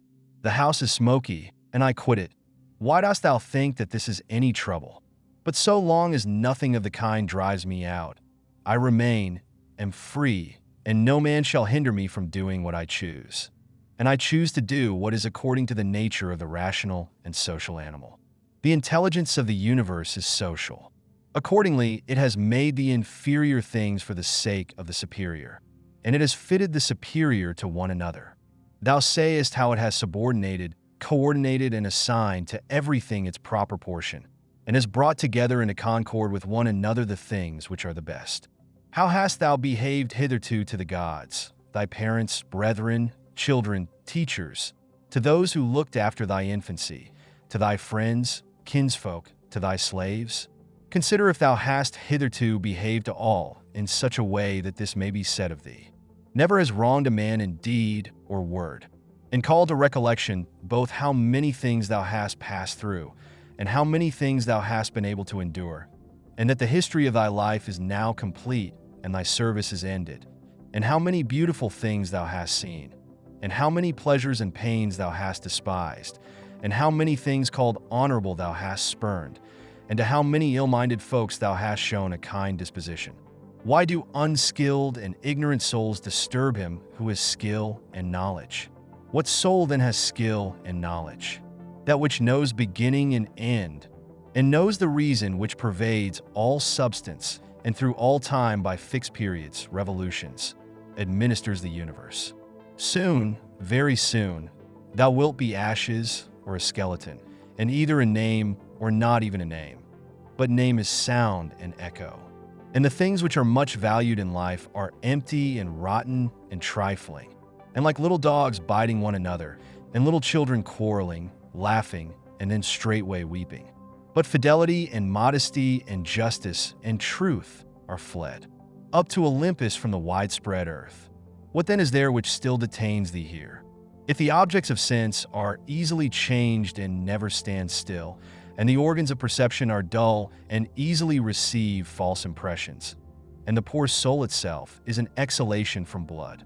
But to have good repute amidst such a world as this is an empty thing. Why then dost thou not wait in tranquility for thy end, whether it is extinction or removal to another state? And until that time comes, what is sufficient? Why, what else than to venerate the gods and bless them, and to do good to men, and to practice tolerance and self-restraint, but as to everything which is beyond the limits of the poor flesh and breath, to remember that this is neither thine nor in thy power. Thou canst pass thy life in an equable flow of happiness, if thou canst go by the right way and think and act in the right way. These two things are common both to the soul of God and to the soul of man, and to the soul of every rational being, not to be hindered by another, and to hold good to consist in the disposition to justice and the practice of it, and in this to let thy desire find its termination. If this is neither my own badness, nor an effect of my own badness, and the common weal is not injured, why am I troubled about it? And what is the harm to the common weal? Do not be carried along inconsiderately by the appearance of things, but give help to all according to thy ability and their fitness. And if they should have sustained loss in matters which are indifferent, do not imagine this to be a damage, for it is a bad habit. But as the old man, when he went away, asked back his foster child's top, remembering that it was a top, so do thou in this case also. When thou art calling out on the rostra, hast thou forgotten, man, what these things are? Yes, but they are objects of great concern to these people. Wilt thou too then be made a fool for these things? I was once a fortunate man, but I lost it, I know not how. But fortunate means that a man has assigned to himself a good fortune.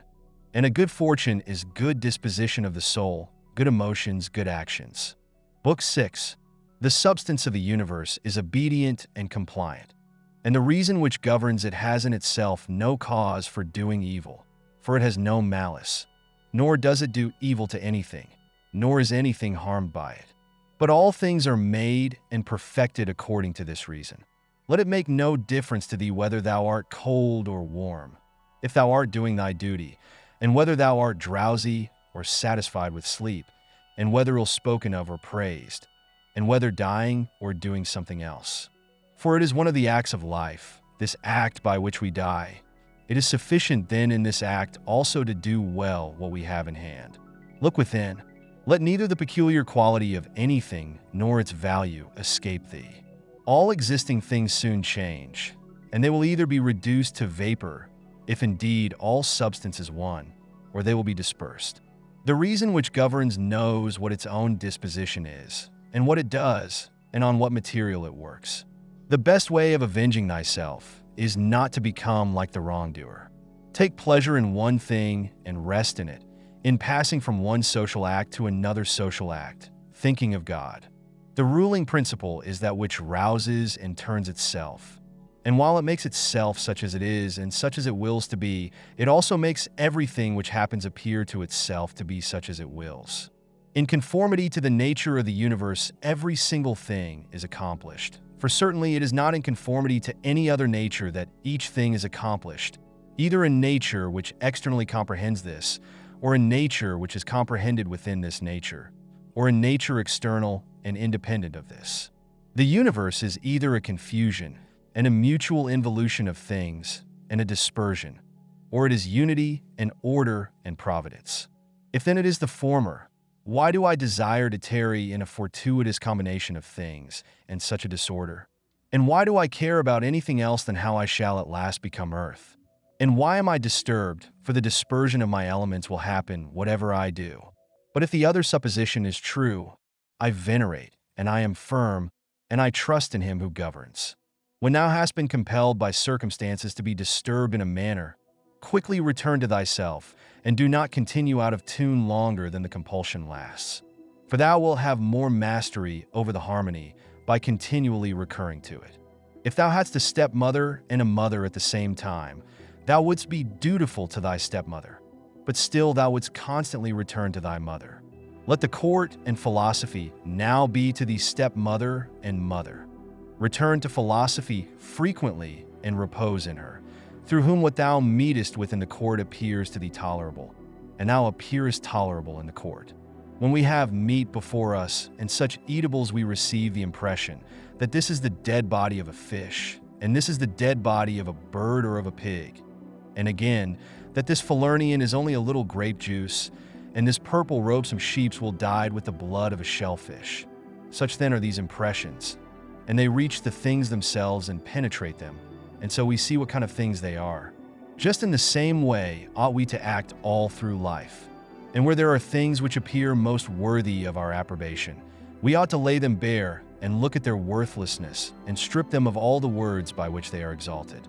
For outward show is a wonderful purvertu of the reason. And when thou art most sure that thou art employed about things worth thy pains, it is then that it cheats thee most. Consider then what Crates says of Xenocrates himself. Most of the things which the multitude admire are referred to objects of the most general kind, those which are held together by cohesion or natural organization, such as stones, wood, fig trees, vines, olives. But those which are admired by men who are a little more reasonable are referred to the things which are held together by a living principle, as flocks, herds. Those which are admired by men who are still more instructed are the things which are held together by a rational soul, not however a universal soul, but rational so far as it is a soul skilled in some art, or expert in some other way, or simply rational so far as it possesses a number of slaves. But he who values rational soul, a soul universal and fitted for political life, regards nothing else except this. And above all things, he keeps his soul in a condition and in an activity conformable to reason and social life, and he cooperates to this end with those who are of the same kind as himself. Some things are hurrying into existence, and others are hurrying out of it, and of that which is coming into existence part is already extinguished. Motions and changes are continually renewing the world, just as the uninterrupted course of time is always renewing the infinite duration of ages. In this flowing stream, then, on which there is no abiding, what is there of the things which hurry by on which a man would set a high price? It would be just as if a man should fall in love with one of the sparrows which fly by, but it has already passed out of sight. Something of this kind is the very life of every man, like the exhalation of the blood and the respiration of the air. For such as it is to have once drawn in the air and to have given it back, which we do every moment, just the same is it with the whole respiratory power, which thou didst receive at thy birth yesterday and the day before, to give it back to the element from which thou didst first draw it. Neither is transpiration, as in plants, a thing to be valued, nor respiration, as in domesticated animals and wild beasts, nor the receiving of impressions by the appearances of things, nor being moved by desires as puppets by strings, nor assembling in herds, nor being nourished by food. For this is just like the act of separating and parting with the useless part of our food. What then is worth being valued? To be received with clapping of hands? No, neither must we value the clapping of tongues. For the praise which comes from the many is a clapping of tongues. Suppose then that thou hast given up this worthless thing called fame. What remains that is worth valuing?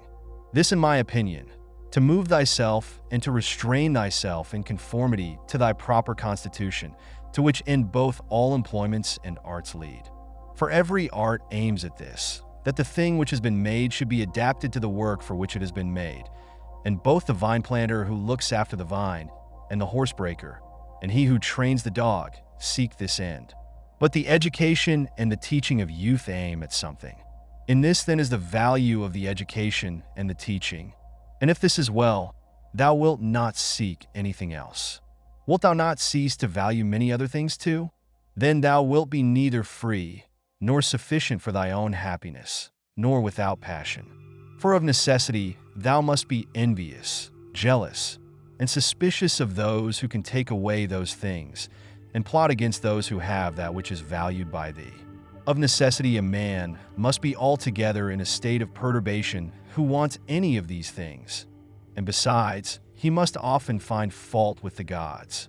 But to reverence and honor thy own mind will make thee content with thyself, and in harmony with society, and in agreement with the gods, that is, praising all that they give and have ordered. Above, below, all around are the movements of the elements. But the motion of virtue is in none of these. It is something more divine, and advancing by a way hardly observed it goes happily on its road. How strangely men act!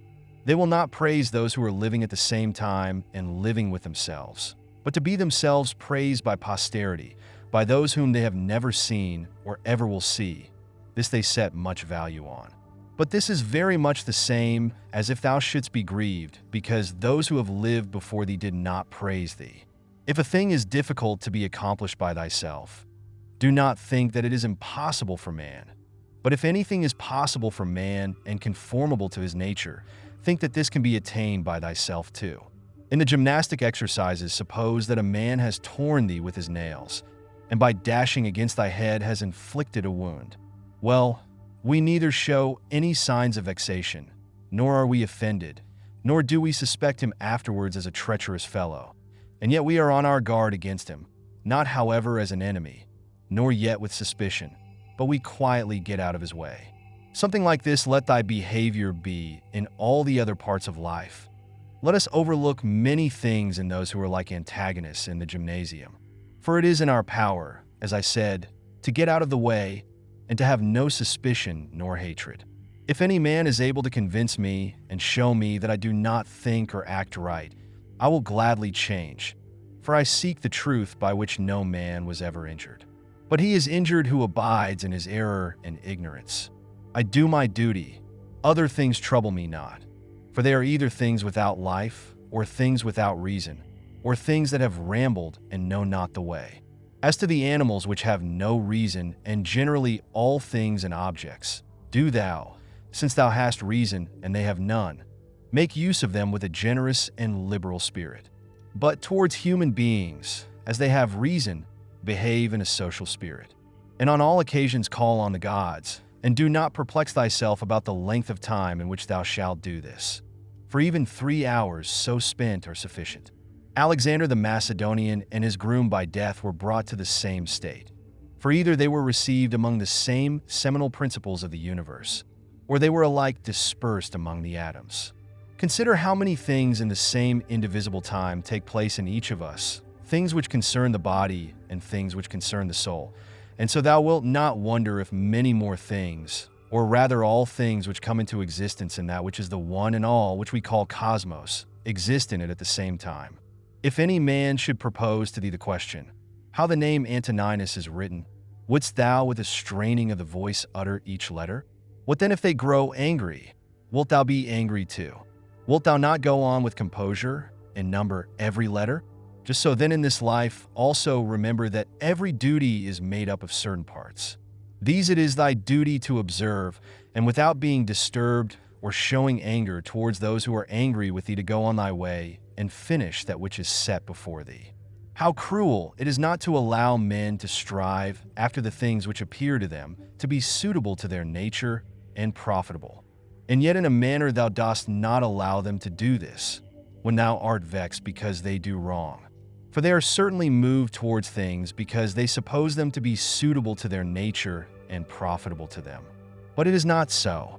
Teach them then, and show them without being angry.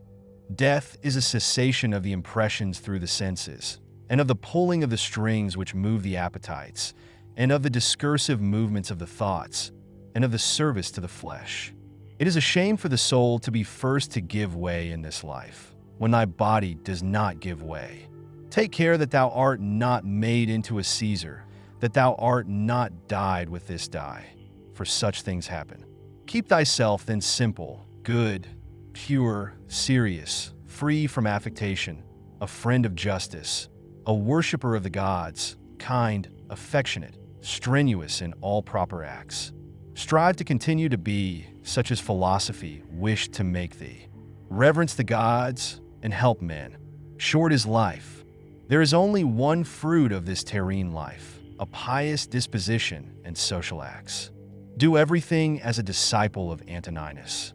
Remember his constancy in every act which was conformable to reason, and his evenness in all things, and his piety, and the serenity of his countenance, and his sweetness, and his disregard of empty fame, and his efforts to understand things, and how he would never let anything pass without having first most carefully examined it and clearly understood it, and how he bore with those who blamed him unjustly without blaming them in return, how he did nothing in a hurry, and how he listened not to calumnies, and how exact an examiner of manners and actions he was, and not given to reproach people, nor timid, nor suspicious, nor a sophist, and with how little he was satisfied, such as lodging, bed, dress, food, servants, and how laborious and patient, and how he was able on account of his sparing diet to hold out to the evening, not even requiring to relieve himself by any evacuations except at the usual hour, and his firmness and uniformity in his friendships,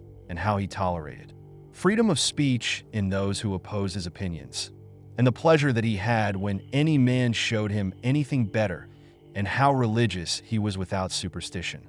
Imitate all this, that thou mayest have as good a conscience when thy last hour comes as he had. Return to thy sober senses and call thyself back.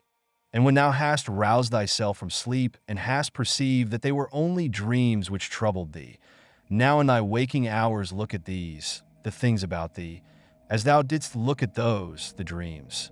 I consist of a little body and a soul. Now to this little body all things are indifferent, for it is not able to perceive differences. But to the understanding those things only are indifferent, which are not the works of its own activity. But whatever things are the works of its own activity, all these are in its power. And of these, however, only those which are done with reference to the present. For as to the future and the past activities of the mind, even these are for the present indifferent. Neither the labor which the hand does nor that of the foot is contrary to nature, so long as the foot does the foot's work and the hand the hand's. So then neither to a man as a man is his labor contrary to nature, so long as it does the things of a man. But if the labor is not contrary to his nature, neither is it an evil to him. How many pleasures have been enjoyed by robbers, patricides, tyrants? Dost thou not see how the handicraftsmen accommodate themselves up to a certain point to those who are not skilled in their craft? Nevertheless, they cling to the reason, the principles of their art, and do not endure to depart from it? Is it not strange if the architect and the physician shall have more respect to the reason, the principles of their own arts than man to his own reason, which is common to him and the gods?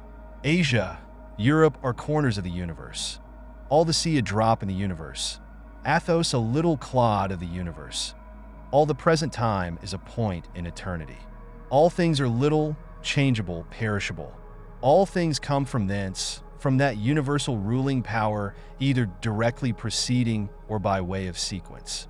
And accordingly the lion's gaping jaws, and that which is poisonous, and every harmful thing, as a thorn, as mud, are after products of the grand and beautiful. Do not then imagine that they are of another kind from that which thou dost venerate, but form a just opinion of the source of all. He who has seen present things has seen all, both everything which has taken place from all eternity and everything which will be for time without end. For all things are of one kin and of one form. Frequently consider the connection of all things in the universe and their relation to one another. For in a manner all things are implicated with one another, and all in this way are friendly to one another. For one thing comes in order after another, and this is by virtue of the active movement and mutual conspiration and the unity of the substance. Adapt thyself to the things with which thy lot has been cast, and the men among whom thou hast received thy portion. Love them, but do it truly, sincerely. Every instrument, tool, vessel, if it does that for which it has been made, is well, and yet he who made it is not there. But in the things which are held together by nature, there is within, and there abides in them the power which made them. Wherefore the more is it fit to reverence this power, and to think that if thou dost live and act according to its will, everything in thee is in conformity to intelligence. And thus also in the universe the things which belong to it are in conformity to intelligence. Whatever of the things which are not within thy power thou shalt suppose to be good for thee or evil, it must of necessity be that, if such a bad thing befall thee, or the loss of such a good thing, thou wilt blame the gods, and hate men too, those who are the cause of the misfortune or the loss, or those who are suspected of being likely to be the cause. And indeed we do much injustice, because we make a difference between these things. But if we judge only those things which are in our power to be good or bad, there remains no reason either for finding fault with God or standing in a hostile attitude to man. We are all working together to one end, some with knowledge and design, and others without knowing what they do. As men also when they are asleep, of whom it is Heraclitus, I think, who says that they are laborers and cooperators in the things which take place in the universe. But men cooperate after different fashions, and even those cooperate abundantly, who find fault with what happens, and those who try to oppose it and to hinder it. For the universe had need even of such men as these. It remains then for thee to understand among what kind of workmen thou placest thyself. For he who rules all things will certainly make a right use of thee, and he will receive thee among some part of the cooperators and of those whose labors conduce to one end. But be not thou such a part as the mean and ridiculous verse in the play, which Chrysippus speaks of. Does the sun undertake to do the work of the rain, or Aesculapius the work of the fruit-bearer, the earth? And how is it with respect to each of the stars? Are they not different, and yet they work together to the same end? If the gods have determined about me and about the things which must happen to me, they have determined well, for it is not easy even to imagine a deity without forethought. And as to doing me harm, why should they have any desire towards that? For what advantage would result to them from this, or to the whole, which is the special object of their providence? But if they have not determined about me individually, they have certainly determined about the whole at least, and the things which happen by way of sequence in this general arrangement I ought to accept with pleasure and to be content with them. But if they determine about nothing, which it is wicked to believe, or if we do believe it, let us neither sacrifice, nor pray, nor swear by them, nor do anything else which we do as if the gods were present and lived with us.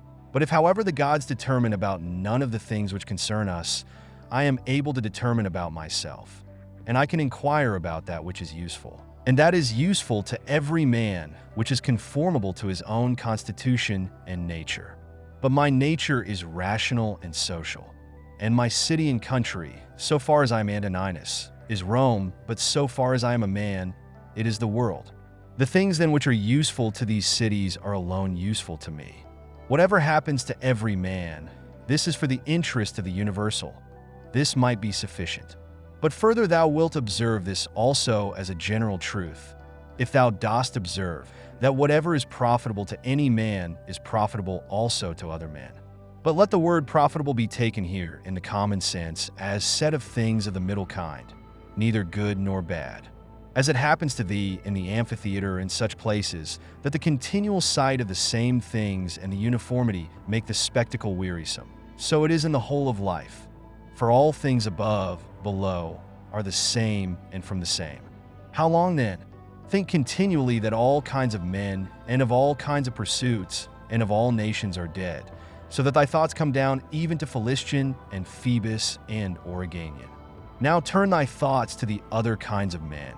To that place then we must remove, where there are so many great orators and so many noble philosophers, Heraclitus, Pythagoras, Socrates, so many heroes of former days and so many generals after them, and tyrants. Besides these, Eudoxus, Hipparchus, Archimedes, and other men of acute natural talents, great minds, lovers of labor, versatile, confident, mockers even of the perishable and ephemeral life of man, as Menippus and such as are like him. As to all these consider that they have long been in the dust. What harm then is this to them? And what to those whose names are altogether unknown? One thing here is worth a great deal: to pass thy life in truth and justice, with a benevolent disposition even to liars and unjust men. When thou wishest to delight thyself, think of the virtues of those who live with thee. For instance, the activity of one, and the modesty of another, and the liberality of a third, and some other good quality of a fourth. For nothing delights so much as the examples of the virtues, when they are exhibited in the morals of those who live with us and present themselves in abundance, as far as is possible. Wherefore we must keep them before us.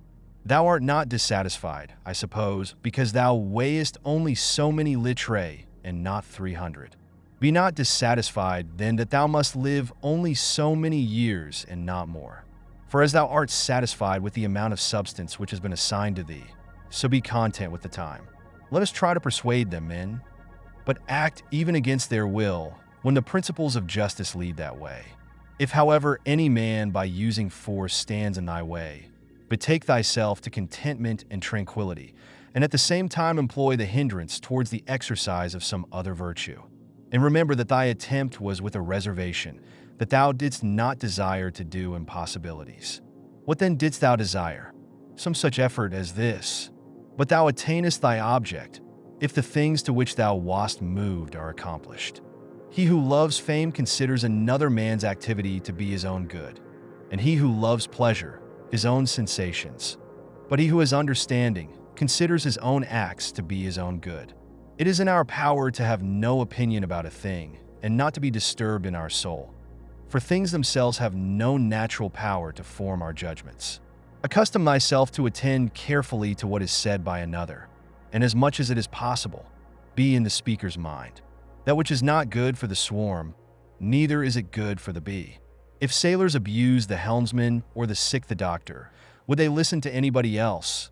Or how could the helmsman secure the safety of those in the ship, or the doctor the health of those whom he attends? How many together with whom I came into the world are already gone out of it? To the jaundiced honey tastes bitter, and to those bitten by mad dogs water causes fear, and to little children the ball is a fine thing. Why then am I angry?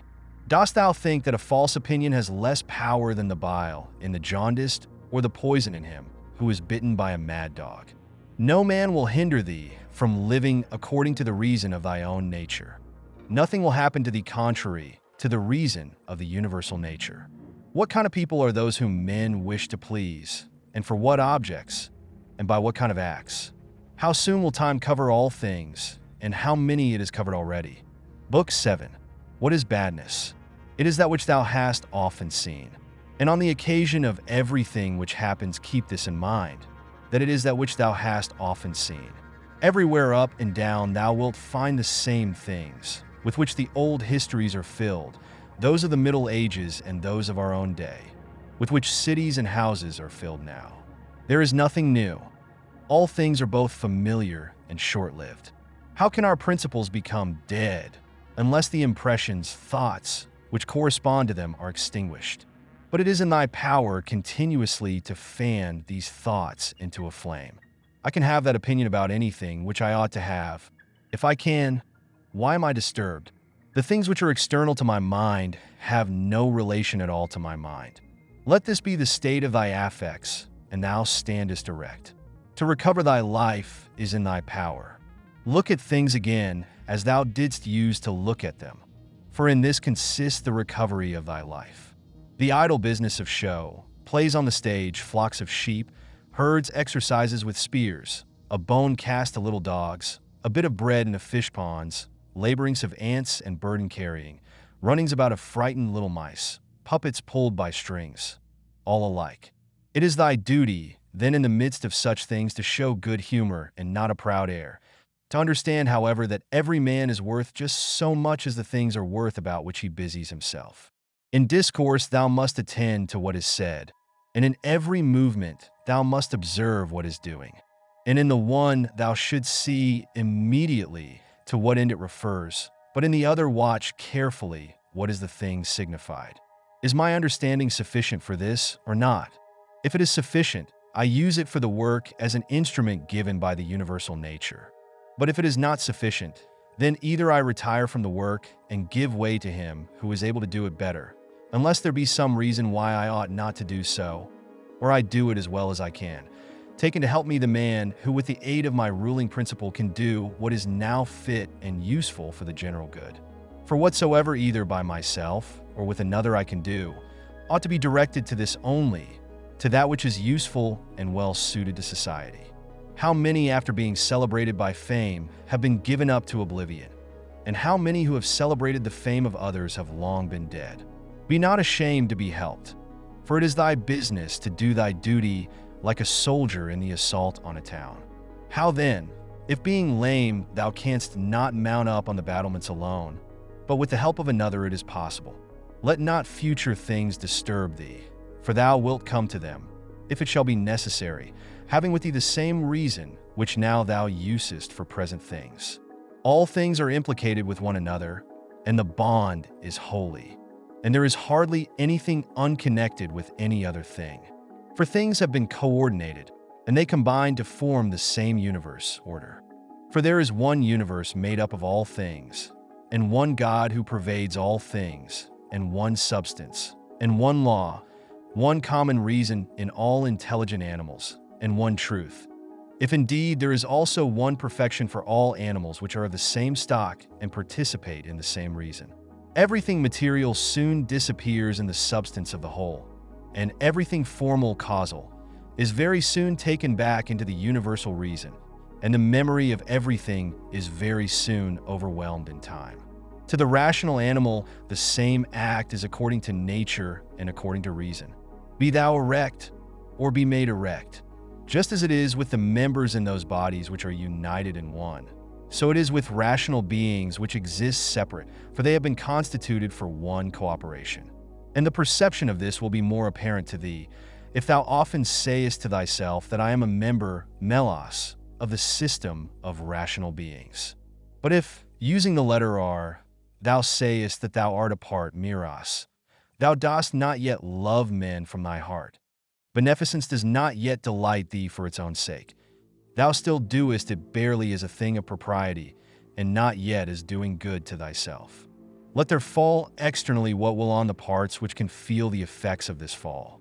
For those parts which have felt will complain, if they choose. But I, unless I think that what has happened is an evil, am not injured. And it is in my power not to think so. Whatever anyone does or says, I must be good, just as if the gold, or the emerald, or the purple were always saying this. Whatever anyone does or says, I must be emerald and keep my color. The ruling faculty does not disturb itself. Does not frighten itself or cause itself pain. But if anyone else can frighten or pain it, let him do so. For the faculty itself will not, by its own opinion, turn itself into such ways.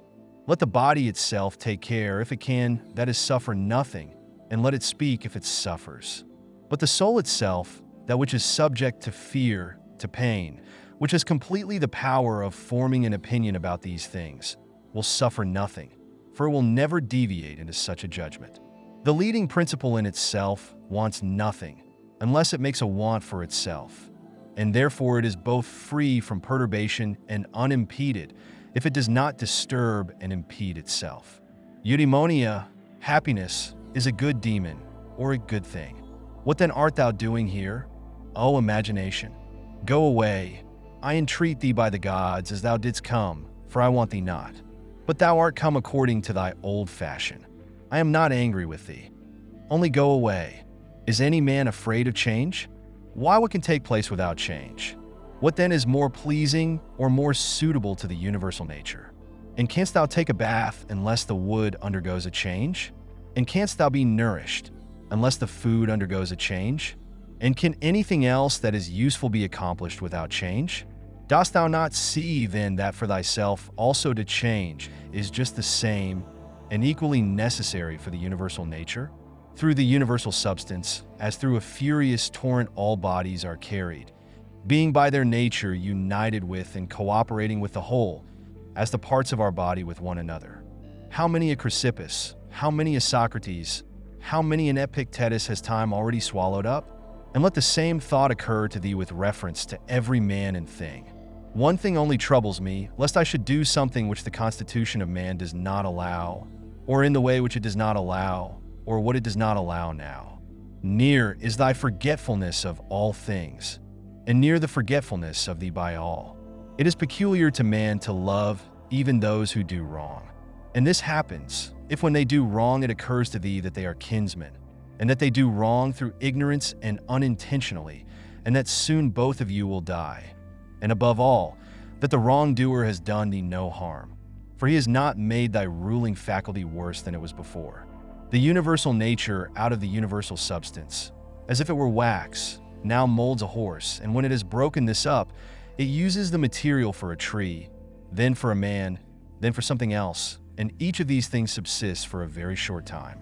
But it is no hardship for the vessel to be broken up, just as there was none in its being fastened together.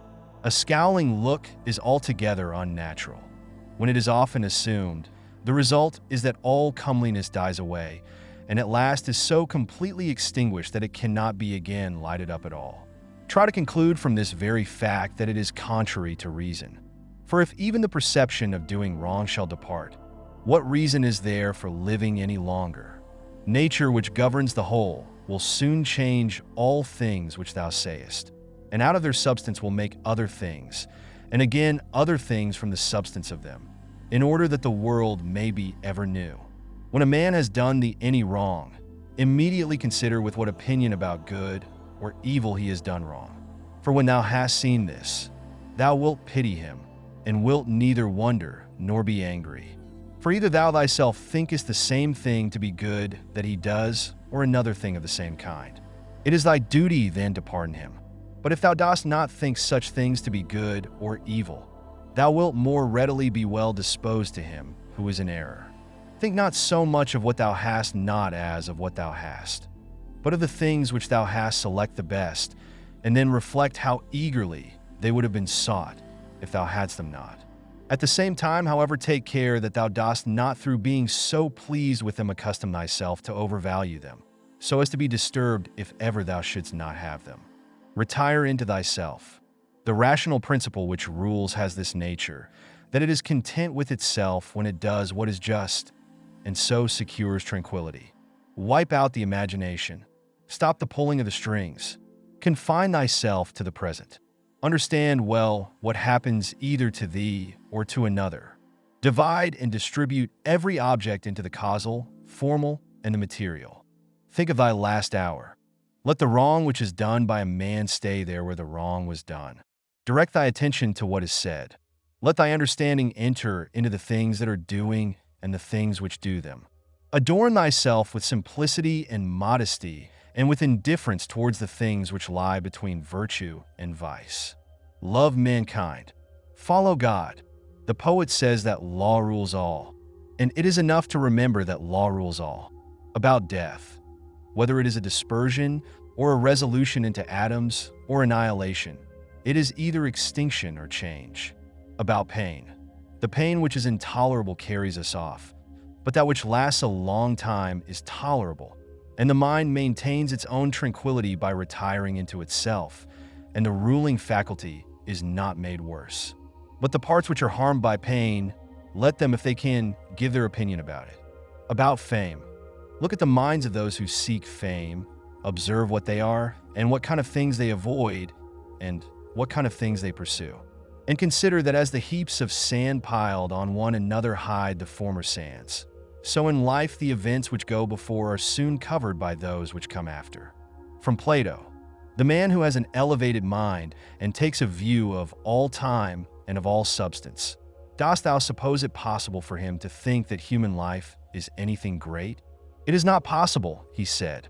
Such a man then will think that death also is no evil. Certainly not. From Antisthenes, it is royal to do good and to be abused.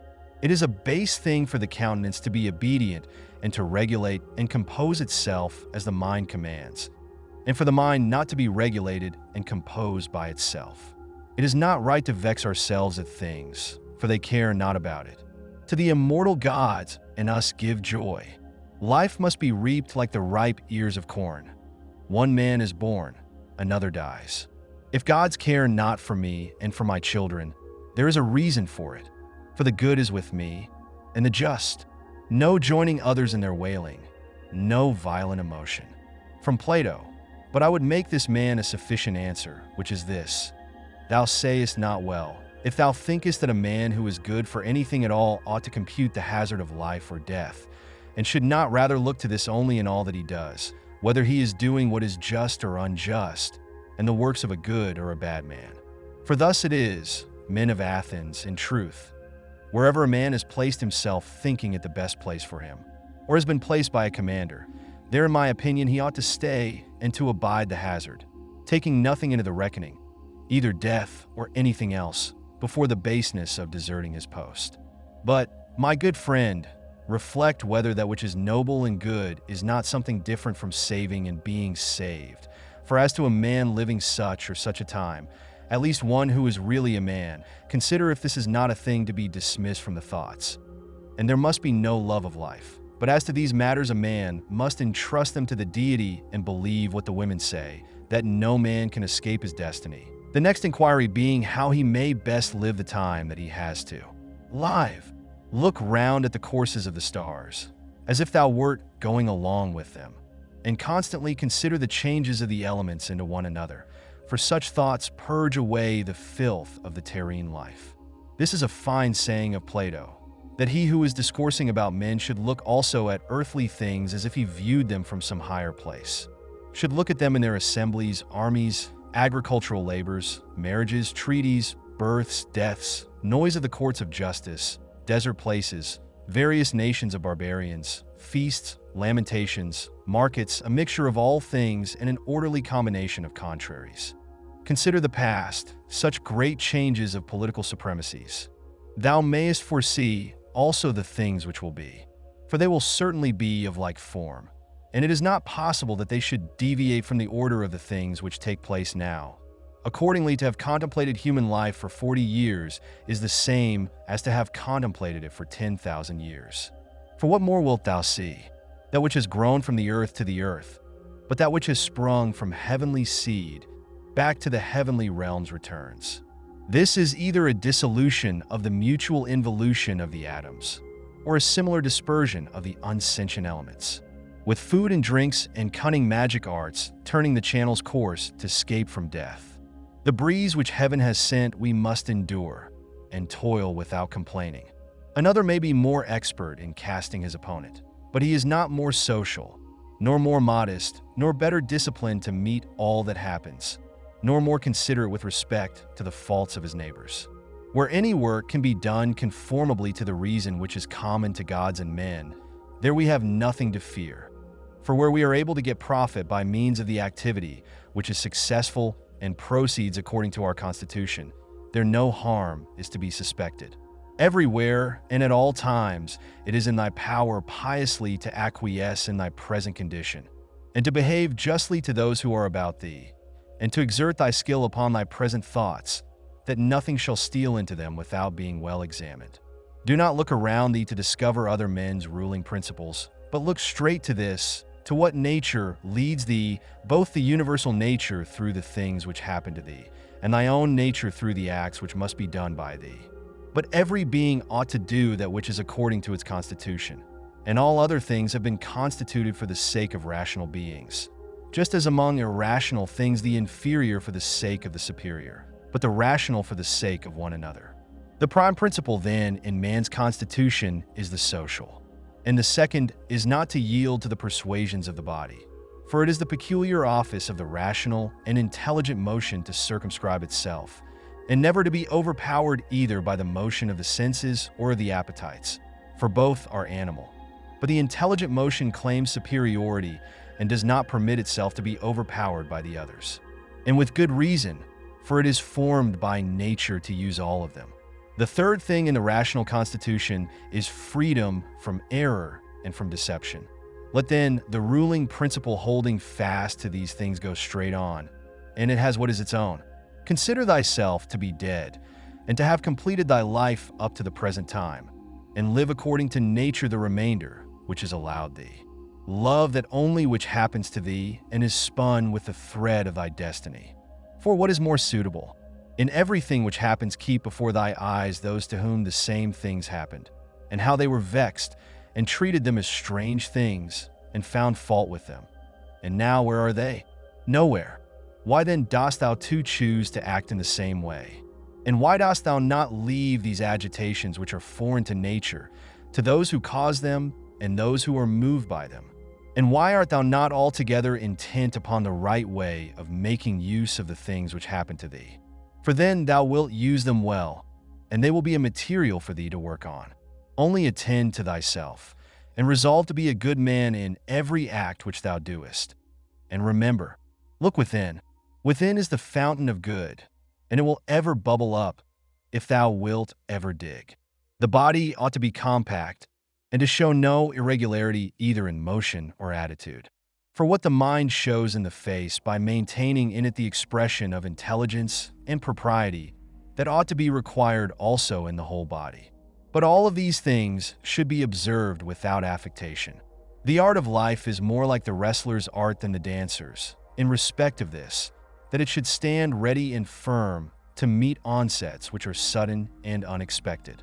Constantly observe who those are whose approbation thou wishest to have, and what ruling principles they possess. For then thou wilt neither blame those who offend involuntarily, nor wilt thou want their approbation, if thou lookest to the sources of their opinions and appetites. Every soul, the philosopher says, is involuntarily deprived of truth. Consequently, in the same way, it is deprived of justice and temperance and benevolence and everything of the kind. It is most necessary to bear this constantly in mind, for thus thou wilt be more gentle towards all. In every pain let this thought be present, that there is no dishonor in it, nor does it make the governing intelligence worse, for it does not damage the intelligence either so far as the intelligence is rational or so far as it is social. Indeed, in the case of most pains, let this remark of Epicurus aid thee, that pain is neither intolerable nor everlasting, if thou bearest in mind that it has its limits, and if thou addest nothing to it in imagination. And remember this too, that we do not perceive that many things which are disagreeable to us are the same as pain, such as excessive drowsiness, and the being scorched by heat, and the having no appetite. When then thou art discontented about any of these things, say to thyself that thou art yielding to pain. Take care not to feel towards the inhuman as they feel towards men. How do we know if Telegoras was not superior in character to Socrates? For it is not enough that Socrates died a more noble death, and disputed more skillfully with the sophists, and passed the night in the cold with more endurance, and that when he was bid to arrest Leon of Salamis, he considered it more noble to refuse, and that he walked in a swaggering way in the streets. Though as to this fact one may have great doubts if it was true. But we ought to inquire what kind of a soul it was that Socrates possessed, and if he was able to be content with being just towards men and pious towards the gods, neither idly vexed on account of men's villainy, nor yet making himself a slave to any man's ignorance, nor receiving as strange anything that fell to his share out of the universal, nor enduring it as intolerable, nor allowing his understanding to sympathize with the affects of the miserable flesh.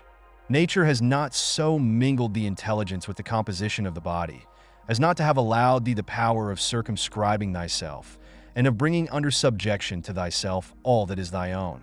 For it is very possible to be a divine man, and to be recognized as such by no one. Always bear this in mind, and another thing too, that very little indeed is necessary for living a happy life. And because thou hast despaired of becoming a dialectician and skilled in the knowledge of nature, do not for this reason renounce the hope of being both free and modest and social and obedient to God. It is in thy power to live free from all compulsion in the greatest tranquility of mind, even if all the world cry out against thee as much as they choose, and even if wild beasts tear in pieces the members of this kneaded matter which has grown around thee. For what hinders the mind in the midst of all this from maintaining itself in tranquility and in a just judgment of all surrounding things, and in a ready use of the objects which are presented to it, so that the judgment may say to the thing which falls under its observation, this thou art in substance, reality, though in men's opinion thou mayest appear to be of a different kind, and the use shall say to that which falls under the hand, thou art the thing that I was seeking, for to me that which presents itself is always a material for virtue, both rational and political, and in a word, for the exercise of art, which belongs to man or God. For everything which happens has a relationship either to God or man, and is neither new nor difficult to handle, but usual and apt matter to work on. The perfection of moral character consists in this, in passing every day as the last, and in being neither violently excited nor torpid, nor playing the hypocrite. The gods who are immortal are not vexed because during so long a time they must tolerate continually men such as they are, and so many of them bad. And besides this, they also take care of them in all ways. But thou, who art destined to end so soon, art thou wearied of enduring the bad? And this too when thou art one of them? It is a ridiculous thing for a man not to fly from his own badness, which is indeed possible, but to fly from other men's badness, which is impossible. Whatever the rational and political, social faculty finds to be neither intelligent nor social, it properly judges to be inferior to itself. When thou hast done a good act and another has received it, why dost thou look for a third thing besides these, as fools do, either to have the reputation of having done a good act or to obtain a return? No man is tired of receiving what is useful, but it is useful to act according to nature. Do not then be tired of receiving what is useful by doing it to others. The nature of the unmoved to make the universe. But now either everything that takes place comes by way of consequence or continuity, or even the chief things towards which the ruling power of the universe directs its own movement are governed by no rational principle. If this is remembered, it will make thee more tranquil in many things. Book 8.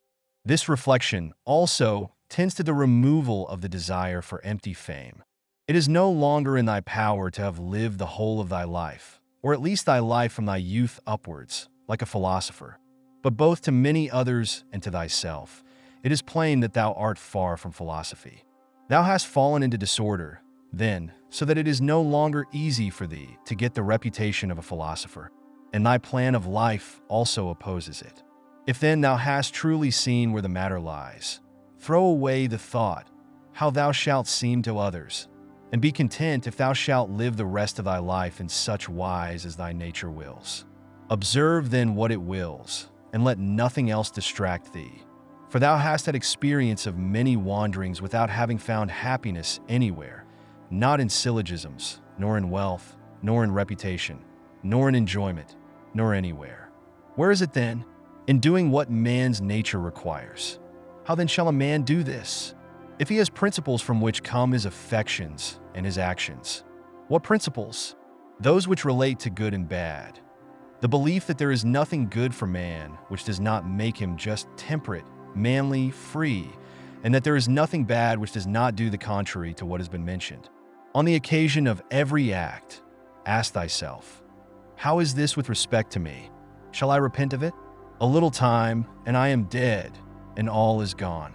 What more do I seek, if what I am now doing is the work of an intelligent living being and a social being, and one who is under the same law with God?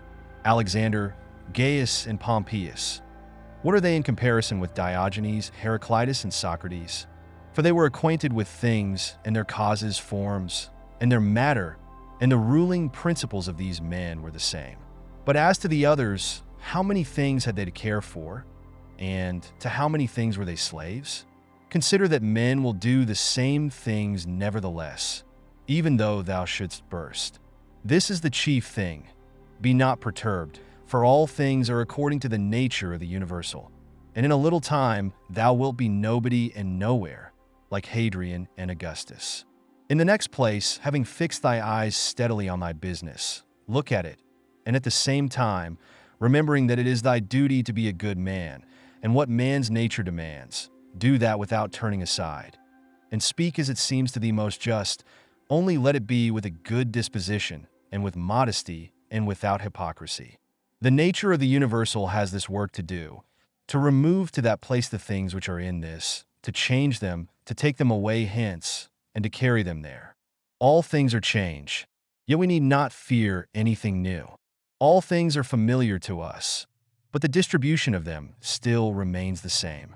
Every nature is contented with itself when it goes on its way well. An irrational nature goes on its way well when, in its thoughts, it assents to nothing false or uncertain, and when it directs its movements to social acts only, and when it confines its desires and aversions to the things which are in its power, and when it is satisfied with everything that is assigned to it by the common nature. For of this common nature, every particular nature is a part, as the nature of the leaf is a part of the nature of the plant. Except that in the plant, the nature of the leaf is part of a nature which has no perception or reason, and is subject to be impeded. But the nature of man is part of a nature which is not subject to impediments, and is intelligent and just, since it gives to everything in equal portions and according to its worth. Times, substance, cause form, activity, and incident. But examine, not to discover that any one thing compared with any other single thing is equal in all respects, but by taking all the parts together of one thing and comparing them with all the parts together of another. Thou hast not leisure or ability to read, but thou hast leisure or ability to check arrogance. Thou hast leisure to be superior to pleasure and pain. Thou hast leisure to be superior to love of fame, and not to be vexed at stupid and ungrateful people, nay, even to care for them. Let no man any longer hear thee finding fault with the court life or with thy own. Repentance is a kind of self-reproof for having neglected something useful. But that which is good must be something useful, and the perfect good man should look after it. But no such man would ever repent of having refused any sensual pleasure. Pleasure, then, is neither good nor useful. This thing, what is it in itself, in its own constitution? What is its substance and material? And what its causal nature or form? And what is it doing in the world? And how long does it subsist? When thou risest from sleep with reluctance, remember that it is according to thy constitution and according to human nature to perform social acts, but sleeping is common also to irrational animals. But that which is according to each individual's nature is also more peculiarly its own, and more suitable to its nature, and indeed also more agreeable. Constantly, and if it be possible, on the occasion of every impression on the soul, apply to it the principles of physic, of ethic, and of dialectic. Whatever man thou meetest with, immediately say to thyself, what opinions has this man about good and bad? For if with respect to pleasure and pain and the causes of each, and with respect to fame and ignominy, death and life, he has such and such opinions, it will seem nothing wonderful or strange to me if he does such and such things, and I shall bear in mind that he is compelled to do so. Remember that as it is a shame to be surprised if the fig tree produces figs, so it is to be surprised if the world produces such and such things of which it is productive. And for the physician and the helmsman, it is a shame to be surprised if a man has a fever, or if the wind is unfavorable. Remember that to change thy opinion and to follow him who corrects thy error is as consistent with freedom as it is to persist in thy error. For it is thy own, the activity, which is exerted according to thy own movement and judgment, and indeed according to thy own understanding too. If a thing is in thy own power, why dost thou do it? But if it is in the power of another, whom dost thou blame? The atoms, chance, or the gods? Both are foolish. Thou must blame nobody. For if thou canst, correct that which is the cause. But if thou canst not do this, correct at least the thing itself. But if thou canst not do even this, of what use is it to thee to find fault? For nothing should be done without a purpose. That which has died falls not out of the universe. If it stays here, it also changes here, and is dissolved into its proper parts, which are elements of the universe and of thyself. And these two change, and they murmur not. Everything exists for some end, a horse, a vine. Why dost thou wonder? Even the sun will say, I am for some purpose, and the rest of the gods will say the same. For what purpose then art thou? To enjoy pleasure? See if common sense allows this. Nature has had regard in everything no less to the end than to the beginning and the continuance, just like the man who throws up a ball. What good is it then for the ball to be thrown up, or harm for it to come down, or even to have fallen? And what good is it to the bubble while it holds together, or what harm when it is burst? The same may be said of a light also. Turn it, the body, inside out, and see what kind of thing it is. And when it has grown old, what kind of thing it becomes, and when it is diseased. Short-lived are both the praiser and the praised, and the rememberer and the remembered, and all this in a nook of this part of the world. And not even here do all agree, no, not any one with himself. And the whole earth too is a point. Attend to the matter which is before thee, whether it is an opinion or an act or a word. Thou sufferest this justly, for thou choosest rather to become good tomorrow than to be good today. Am I doing anything? I do it with reference to the good of mankind. Does anything happen to me? I receive it and refer it to the gods, and the source of all things from which all that happens is derived. Such as bathing appears to thee oil, sweat, dirt, filthy water, all things disgusting. So is every part of life and everything. Lucilla saw Verus die, and then Lucilla died. Secunda saw Maximus die, and then Secunda died. Epitynchinus saw Diotimus die, and Epitynchinus died. Antoninus saw Faustina die, and then Antoninus died. Such is everything. Celer saw Hadrian die, and then Celer died. And those sharp-witted men, either seers or men inflated with pride, where are they? For instance, the sharp-witted men, Charax and Demetrius the Platonist and Eudaemon, and anyone else like them. All ephemeral, dead long ago. Some indeed have not been remembered even for a short time, and others have become the heroes of fables, and again others have disappeared even from fables. Remember this, then, that this little compound, thyself, must either be dissolved, or thy poor breath must be extinguished, or be removed and placed elsewhere. It is satisfaction to a man to do the proper works of a man.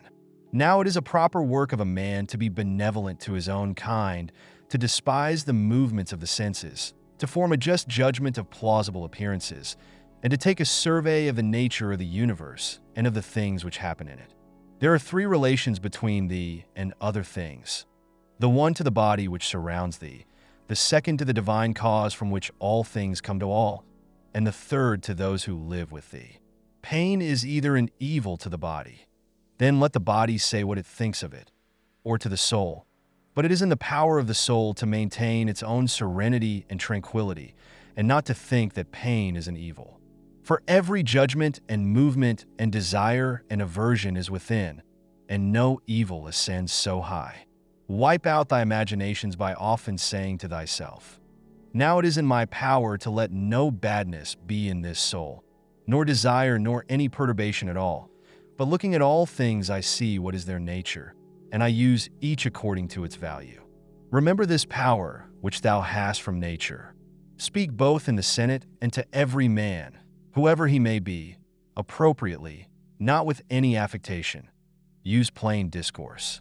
Augustus' court, wife, daughter, descendants, ancestors, sister, Agrippa, kinsmen, intimates, friends, Arius, Maecenas, physicians, and sacrificing priests. The whole court is dead. Then turn to the rest, not considering the death of a single man, but of a whole race, as of the Pompey, and that which is inscribed on the tombs, the last of his race. Then consider what trouble those before them have had that they might leave a successor, and then, that of necessity, some one must be the last. Again, here consider the death of a whole race. It is thy duty to order thy life well in every single act, and if every act does its duty, as far as is possible, be content, and no one is able to hinder thee so that each act shall not do its duty. But something external will stand in the way. Nothing will stand in the way of thy acting justly and soberly and considerately. but perhaps some other active power will be hindered. Well, but by acquiescing in the hindrance and by being content to transfer thy efforts to that which is allowed, another opportunity of action is immediately put before thee in place of that which was hindered, and one which will adapt itself to this ordering of which we are speaking. Receive wealth or prosperity without arrogance, and be ready to let it go. If thou didst ever see a hand cut off, or a foot, or a head, lying anywhere apart from the rest of the body, such does a man make himself, as far as he can, who is not content with what happens, and separates himself from others, or does anything unsocial. Suppose that thou hast detached thyself from the natural unity, for thou wast made by nature apart, but now thou hast cut thyself off. Yet here there is this beautiful provision, that it is in thy power again to unite thyself. God has allowed this to no other part, after it has been separated and cut asunder, to come together again. But consider the kindness by which he has distinguished man, for he has put it in his power not to be separated at all from the universal. And when he has been separated, he has allowed him to return and to be united and to resume his place as a part. As the nature of the universal has given to every rational being all the other powers that it has, so we have received from it this power also.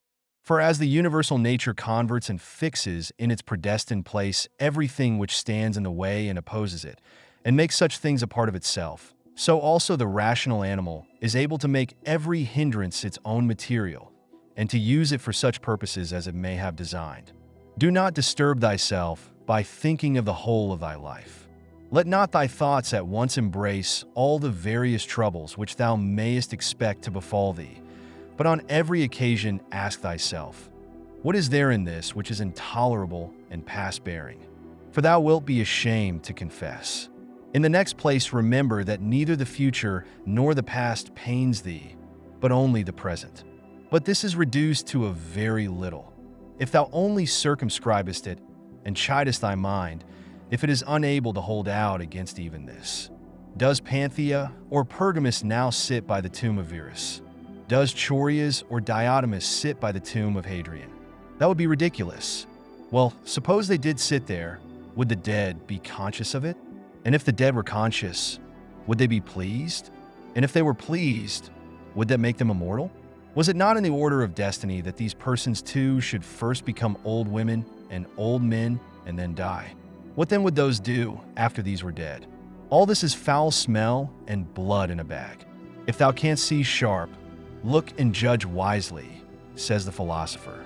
In the constitution of the rational animal, I see no virtue which is opposed to justice, but I see a virtue which is opposed to love of pleasure, and that is temperance.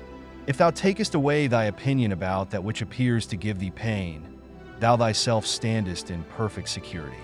Who is this self? The reason. But I am not reason. Be it so. Let then the reason itself not trouble itself.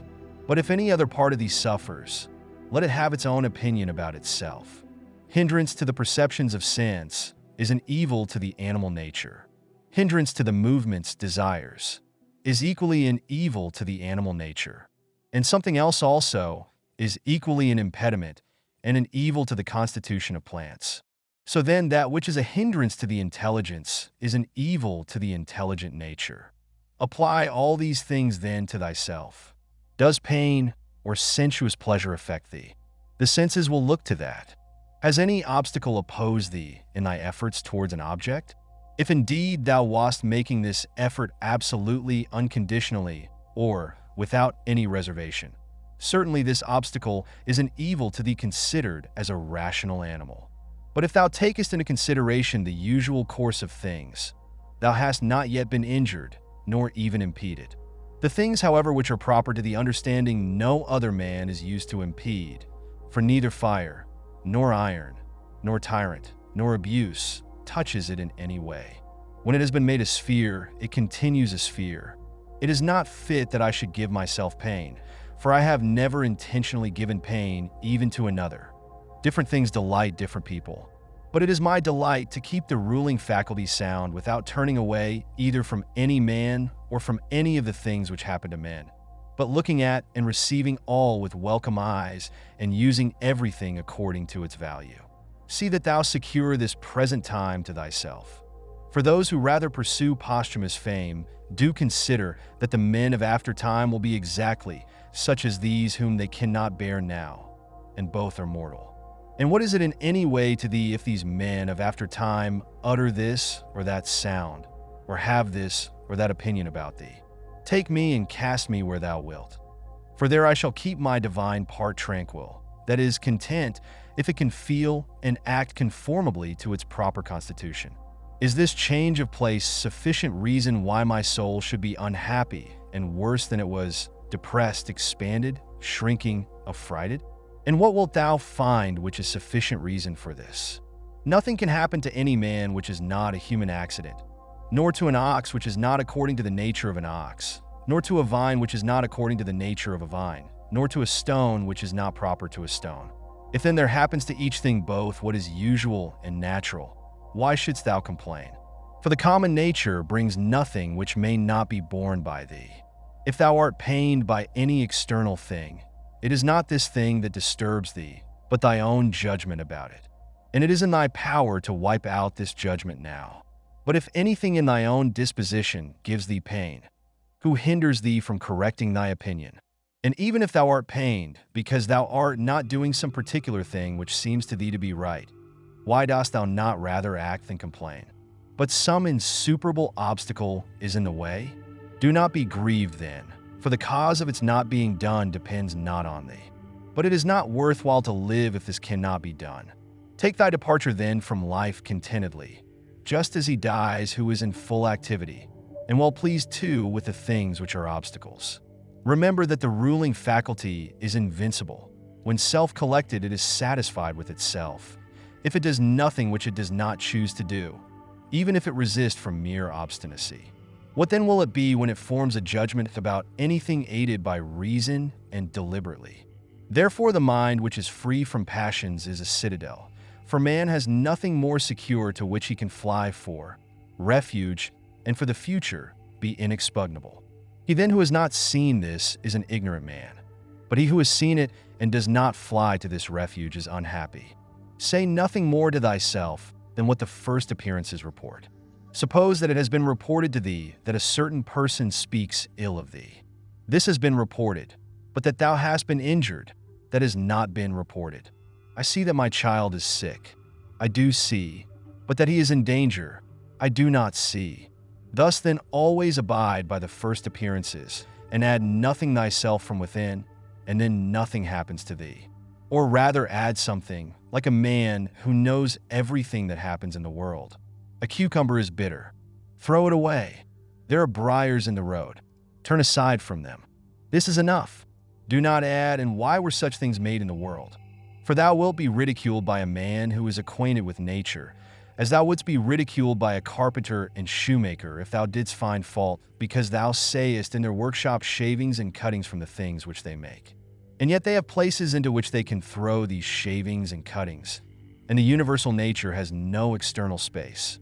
But the wondrous part of her art is that though she has circumscribed herself, everything within her which appears to decay and to grow old and to be useless she changes into herself, and again makes other new things from these very same, so that she requires neither substance from without nor wants a place into which she may cast that which decays. She is content then with her own space, in her own matter and her own art. Neither in thy actions be sluggish, nor in thy conversation without method, nor wandering in thy thoughts, nor let there be in thy soul inward contention, nor external effusion, nor in life be so busy as to have no leisure. Suppose that men kill thee, cut thee in pieces, curse thee. What then can these things do to prevent thy mind from remaining pure, wise, sober, just? For instance, if a man should stand by a limpid, pure spring and curse it, the spring never ceases sending up potable water.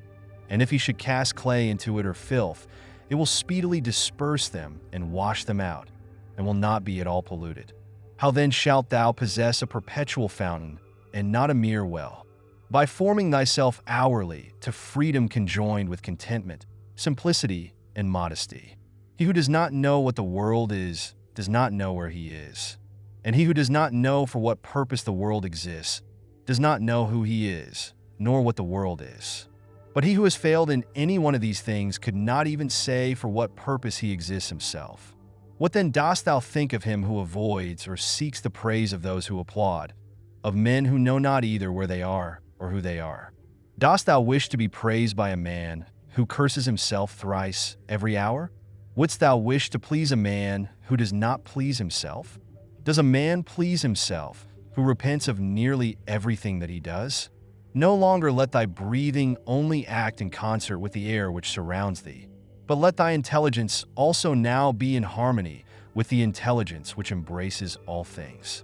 For the intelligent power is no less diffused in all parts and pervades all things for him who is willing to draw it to him than the aerial power for him who is able to respire it. Generally, wickedness does no harm at all to the universe, and particularly, the wickedness of one man does no harm to another. It is only harmful to him who has it in his power to be released from it, as soon as he shall choose. To my own free will, the free will of my neighbor is just as indifferent as his poor breath and flesh.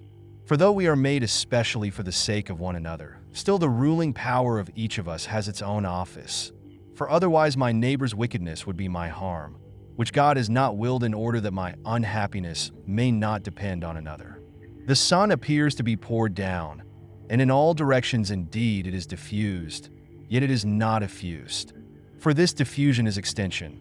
Accordingly its rays are called extensions, actines, because they are extended apo to ektinesthai. But one may judge what kind of a thing a ray is if he looks at the sun's light passing through a narrow opening into a darkened room. For it is extended in a right line, and as it were is divided when it meets with any solid body which stands in the way and intercepts the air beyond. But there the light remains fixed and does not glide or fall off. Such then ought to be the outpouring and diffusion of the understanding, and it should in no way be an effusion, but an extension, and it should make no violent or impetuous collision with the obstacles which are in its way, nor yet fall down, but be fixed and enlightened that which receives it. For a body will deprive itself of the illumination if it does not admit it. He who fears death either fears the loss of sensation or a different kind of sensation. But if thou shalt have no sensation, neither wilt thou feel any harm. And if thou shalt acquire another kind of sensation, thou wilt be a different kind of living being, and thou wilt not cease to live. Men exist for the sake of one another. Teach them then, or bear with them. In one way an arrow moves, in another way the mind. The mind indeed, both when it exercises caution and when it is employed about inquiry, moves straight onward not the less, and to its object. Enter into every man's ruling faculty, and also let every other man enter into thine. Book 9. He who acts unjustly acts impiously. For since the universal nature has made rational animals for the sake of one another, to help one another according to their deserts, but in no way to injure one another, he who transgresses her is clearly guilty of impiety towards the highest divinity. And he too who lies is guilty of impiety to the same divinity. For the universal nature is the nature of things that are, and things that are have a relation to all things that come into existence. And further, this universal nature is named truth, and is the prime cause of all things that are true. He then who lies intentionally is guilty of impiety, inasmuch as he acts unjustly by deceiving. And he also who lies unintentionally, inasmuch as he is at variance with the universal nature, and inasmuch as he disturbs the order by fighting against the nature of the world.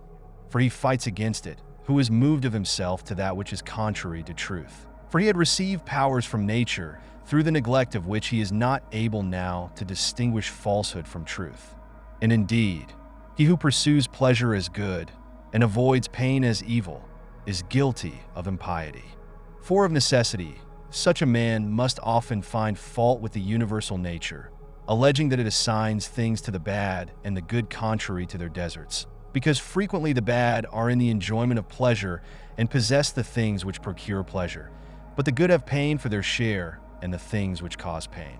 And further, he who is afraid of pain will sometimes also be afraid of some of the things which will happen in the world, and even this is impiety. And he who pursues pleasure will not abstain from injustice, and this is plainly impiety. Now with respect to the things towards which the universal nature is equally affected, for it would not have made both, unless it was equally affected towards both. Towards these, they who wish to follow nature should be of the same mind with it, and equally affected. With respect to pain, then, and pleasure, or death and life, or honor and dishonor, which the universal nature employs equally, whoever is not equally affected is manifestly acting impiously. And I say that the universal nature employs them equally, instead of saying that they happen alike to those who are produced in continuous series, and to those who come after them by virtue of a certain original movement of providence, according to which it moved from a certain beginning to this ordering of things, having conceived certain principles of the things which were to be, and having determined powers productive of beings, and of changes, and of such like successions. It would be a man's happiest lot to depart from mankind without having had any taste of lying and hypocrisy and luxury and pride. However, to breathe out one's life when a man has had enough of these things is the next best voyage, as the saying is. Hast thou determined to abide with vice, and has not experience yet induced thee to fly from this pestilence? For the destruction of the understanding is a pestilence, much more indeed than any such corruption and change of this atmosphere which surrounds us. For this corruption is a pestilence of animals so far as they are animals, but the other is a pestilence of men so far as they are men. Do not despise death, but be well content with it, since this too is one of those things which nature wills. For such as it is to be young and to grow old, and to increase and to reach maturity, and to have teeth and beard and gray hairs, and to beget, and to be pregnant, and to bring forth, and all the other natural operations which the seasons of thy life bring, such also is dissolution. This, then, is consistent with the character of a reflecting man, to be neither careless nor impatient nor contemptuous with respect to death, but to wait for it as one of the operations of nature. As thou now waitest for the time when the child shall come out of thy wife's womb, so be ready for the time when thy soul shall fall out of this envelope. But if thou requirest also a vulgar kind of comfort which shall reach thy heart, thou wilt be made best reconciled to death by observing the objects from which thou art going to be removed, and the morals of those with whom thy soul will no longer be mingled. For it is no way right to be offended with men, but it is thy duty to care for them and to bear with them gently, and yet to remember that thy departure will be not from men who have the same principles as thyself. For this is the only thing, if there be any, which could draw us the contrary way and attach us to life, to be permitted to live with those who have the same principles as ourselves. But now thou sayest how great is the trouble arising from the discordance of those who live together, so that thou mayest say, Come quick, O death, lest perchance I, too, should forget myself. He who does wrong against himself. He who acts unjustly to himself, because he makes himself bad. He often acts unjustly who does not do a certain thing, not only he who does a certain thing. Thy present opinion founded on understanding, and thy present conduct directed to social good, and thy present disposition of contentment with everything which happens. That is enough. Wipe out imagination, check desire, extinguish appetite, keep the ruling faculty in its own power. Among the animals which have not reason, one life is distributed, but among reasonable animals one intelligent soul is distributed. Just as there is one earth of all things which are of an earthy nature, and we see by one light, and breathe one air, all of us that have the faculty of vision, and all that have life. All things which participate in anything common to them all move towards that which is of the same kind with themselves. Everything which is earthy turns towards the earth. Everything which is liquid flows together, and everything which is of an aerial kind does the same, so that they require something to keep them asunder, and the application of force. Fire indeed moves upwards on account of the elemental fire, but it is so ready to be kindled together with all the fire which is here, that even every substance which is somewhat dry is easily ignited, because there is less mingled with it of that which hinders ignition. Accordingly, then, everything also which participates in the common intelligent nature moves in like manner towards that which is of the same kind with itself, or moves even more. For so much as it is superior in comparison with all other things, In the same degree also is it more ready to mingle with and to be fused with that which is akin to it. Accordingly, among animals devoid of reason, we find swarms of bees, herds of cattle, the nurture of young birds, and in a manner loves. For even in animals there are souls, and that power which brings them together is seen to exert itself in the superior degree, and in such a way as never has been observed in plants, stones, or trees. But in rational animals, there are political communities and friendships and families and meetings of people, and in wars, treaties, and armistices. But in the things which are still superior, even though they are separated from one another, unity in a manner exists, as in the stars. Thus, the ascent to the higher degree is able to produce a sympathy even in things which are separated. See then what now takes place. For only intelligent animals have now forgotten this mutual desire and inclination, and in them alone the property of flowing together is not seen. But still, though men strive to avoid this union, they are caught and held by it, for their nature is too strong for them. And thou wilt see what I say if thou only observest. Sooner, then, will one find anything earthy that comes in contact with no earthy thing than a man altogether separated from other men. Both man and God and the universe produce fruit. At the proper seasons, each produces it. But if usage has especially fixed these terms to the vine and like things, this is nothing. Reason produces fruit both for all and for itself, and there are produced from it other things of the same kind as reason itself. If thou art able, correct by teaching those who do wrong. But if thou canst not, remember that indulgence is given to thee for this purpose. And the gods, too, are indulgent to such persons, and for some purposes they even help them to get health, wealth, reputation. So kind they are. And it is in thy power also, or say, who hinders thee? Labor not as one who is wretched, nor yet as one who would be pitied or admired, but direct thy will to one thing only, to put thyself in motion and to check thyself, as the social reason requires. Today I have got out of all trouble, or rather I have cast out all trouble, for it was not outside, but within and in my opinions. All things are the same, familiar in experience, and ephemeral in time, and worthless in the matter. Everything now is just as it was in the time of those whom we have buried. Things stand outside of us, themselves by themselves, neither knowing aught of themselves, nor expressing any judgment. What is it, then, which does judge about them? The ruling faculty. Not in passivity, but in activity lie the evil and the good of the rational social animal, just as his virtue and his vice lie not in passivity, but in activity. For the stone which has been thrown up, it is no evil to come down, nor indeed any good to have been carried up. Penetrate inwards into men's leading principles, and thou wilt see what judges thou art afraid of, and what kind of judges they are of themselves. All things are changing, and thou thyself art in continuous mutation and in a manner in continuous destruction, and the whole universe too. It is thy duty to leave another man's wrongful act there where it is. Termination of activity, cessation from movement and opinion, and in a sense their death, is no evil.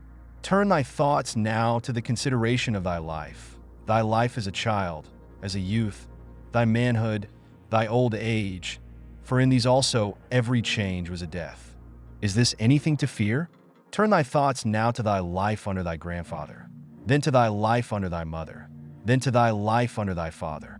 And as thou findest many other differences and changes and terminations, ask thyself, is this anything to fear?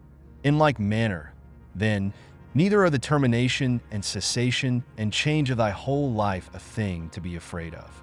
Hasten to examine thy own ruling faculty and that of the universe and that of thy neighbor, thy own that thou mayest make it just, and that of the universe, that thou mayest remember of what thou art a part, and that of thy neighbor, that thou mayest know whether he has acted ignorantly or with knowledge, and that thou mayest also consider that his ruling faculty is akin to thine. As thou thyself art a component part of a social system, so let every act of thine be a component part of social life. Whatever act of thine then has no reference either immediately or remotely to a social end, this tears asunder thy life, and does not allow it to be one, and it is of the nature of a mutiny, just as when in a popular assembly a man acting by himself stands apart from the general agreement. Quarrels of little children and their sports, and poor spirits carrying about dead bodies, such as everything. And so what is exhibited in the representation of the mansions of the dead strikes our eyes more clearly. Examine into the quality of the form of an object, and detach it altogether from its material part, and then contemplate it. Then determine the time, the longest which a thing of this peculiar form is naturally made to endure. Thou hast endured infinite troubles through not being contented with thy ruling faculty, when it does the things which it is constituted by nature to do. But enough of this. When another blames thee or hates thee, or when men say about thee anything injurious, approach their poor souls, penetrate within, and see what kind of men they are. Thou wilt discover that there is no reason to take any trouble that these men may have this or that opinion about thee. However, thou must be well disposed towards them, for by nature they are friends. And the gods too aid them in all ways, by dreams, by signs, towards the attainment of those things on which they set a value. The periodic movements of the universe are the same, up and down from age to age. And either the universal intelligence puts itself in motion for every separate effect. And if this is so, be thou content with that which is the result of its activity, or it puts itself in motion once, and everything else comes by way of sequence in a manner, or indivisible elements are the origin of all things. In a word, if there is a God, all is well, and if chance rules, do not thou also be governed by it. Soon will the earth cover us all. Then the earth, too, will change, and the things also which result from change will continue to change forever, and these again forever. For if a man reflects on the changes and transformations which follow one another like wave after wave and their rapidity, he will despise everything which is perishable. The universal cause is like a winter torrent. It carries everything along with it. But how worthless are all these poor people who are engaged in matters political, and, as they suppose, are playing the philosopher, all drivellers. Well then, man, do what nature now requires. Set thyself in motion, if it is in thy power, and do not look about thee to see if anyone will observe it, nor yet expect Plato's Republic. But be content if the smallest thing goes on well, and consider such an event to be no small matter. For who can change men's opinions? And without a change of opinions, what else is there than the slavery of men who groan while they pretend to obey? Come now, and tell me of Alexander and Philip and Demetrius of Phalerum. They themselves shall judge whether they discovered what the common nature required, and trained themselves accordingly. But if they acted like tragedy heroes, no one has condemned me to imitate them. Simple and modest is the work of philosophy. Draw me not aside to indolence and pride. Look down from above on the countless herds of men and their countless solemnities, and the infinitely varied voyagings in storms and calms, and the differences among those who are born, who live together and die. And consider, too, the life lived by others in olden time, and the life of those who will live after thee, and the life now lived among barbarous nations, and how many know not even thy name, and how many will soon forget it, and how they who perhaps now are praising thee will very soon blame thee, and that neither a posthumous name is of any value, nor reputation, nor anything else. Let there be freedom from perturbations with respect to the things which come from the external cause, and let there be justice in the things done by virtue of the internal cause. That is, let there be movement and action terminating in this, in social acts, for this is according to thy nature. Thou canst remove out of the way many useless things among those which disturb thee, for they lie entirely in thy opinion. And thou wilt then gain for thyself ample space by comprehending the whole universe in thy mind, and by contemplating the eternity of time, and observing the rapid change of every several thing. How short is the time from birth to dissolution, and the illimitable time before birth, as well as the equally boundless time after dissolution. All that thou sayest will quickly perish, and those who have been spectators of its dissolution will very soon perish too. And he who dies at the extremest old age will be brought into the same condition with him who died prematurely.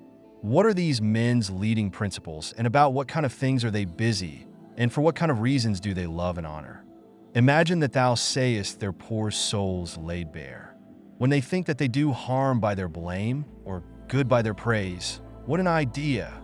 Loss is nothing else than change.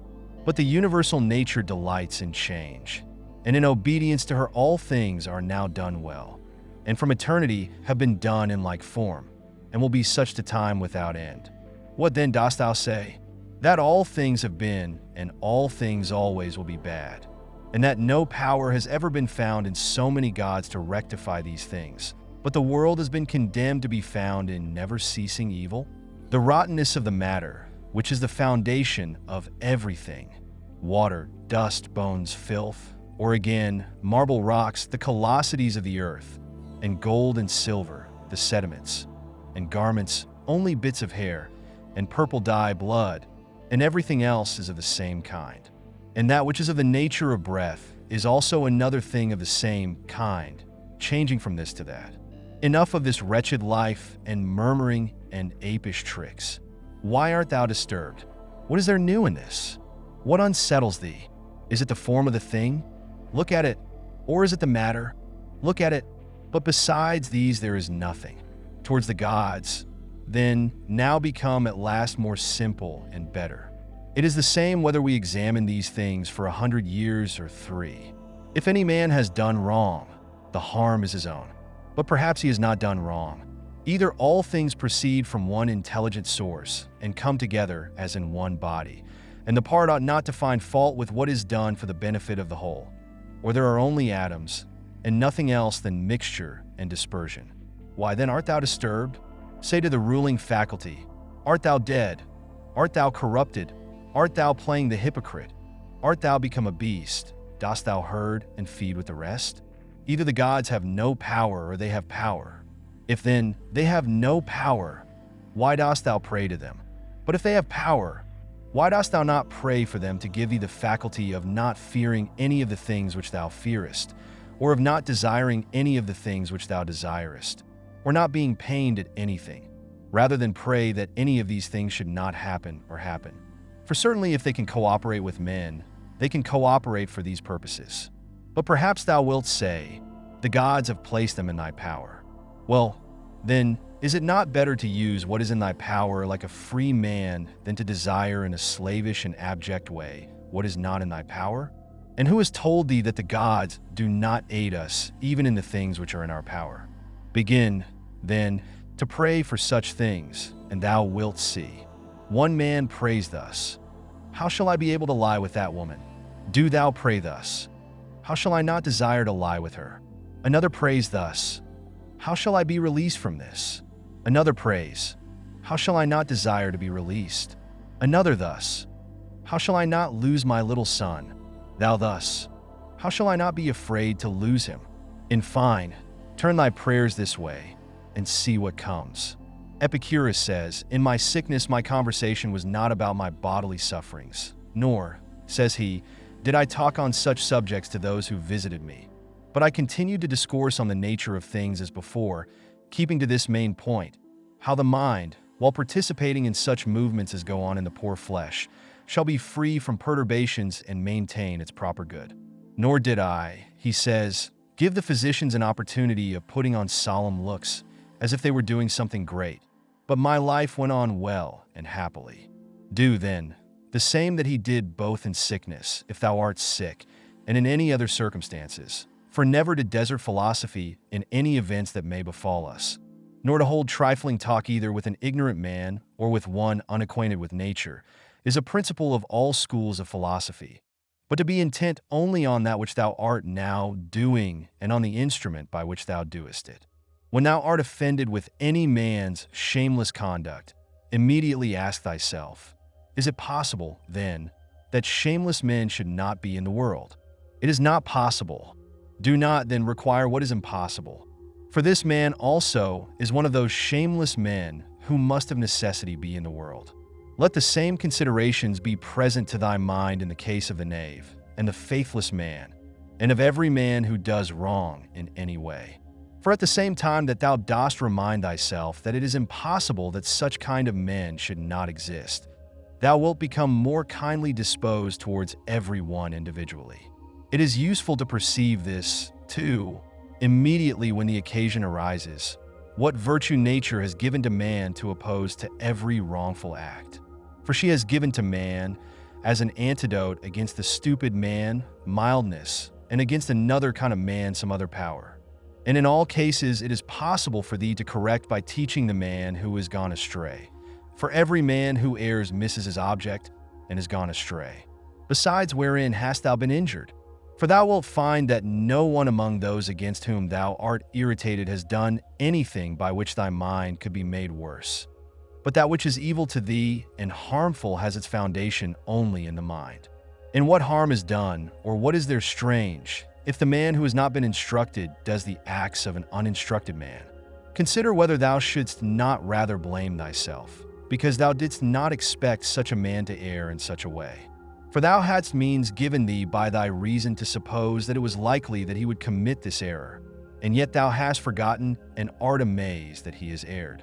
But most of all, when thou blamest a man as faithless or ungrateful, turn to thyself. For the fault is manifestly thy own, whether thou didst trust that a man who had such a disposition would keep his promise, or when conferring thy kindness thou didst not confer it absolutely, nor yet in such way as to have received from thy very act all the profit. For what more dost thou want when thou hast done a man a service? Art thou not content that thou hast done something conformable to thy nature, and dost thou seek to be paid for it? Just as if the eye demanded a recompense for seeing, or the feet for walking. For as these members are formed for a particular purpose, and by working according to their several constitutions obtain what is their own, so also as man is formed by nature to acts of benevolence. When he has done anything benevolent or in any other way conducive to the common interest, he has acted conformably to his constitution, and he gets what is his own. Book 10. Wilt thou then, my soul, never be good and simple and one and naked, more manifest than the body which surrounds thee? Wilt thou never enjoy an affectionate and contented disposition? Wilt thou never be full and without a want of any kind, longing for nothing more, nor desiring anything, either animate or inanimate, for the enjoyment of pleasures? Nor yet desiring time wherein thou shalt have longer enjoyment, or place, or pleasant climate, or society of men with whom thou mayest live in harmony. But wilt thou be satisfied with thy present condition, and pleased with all that is about thee?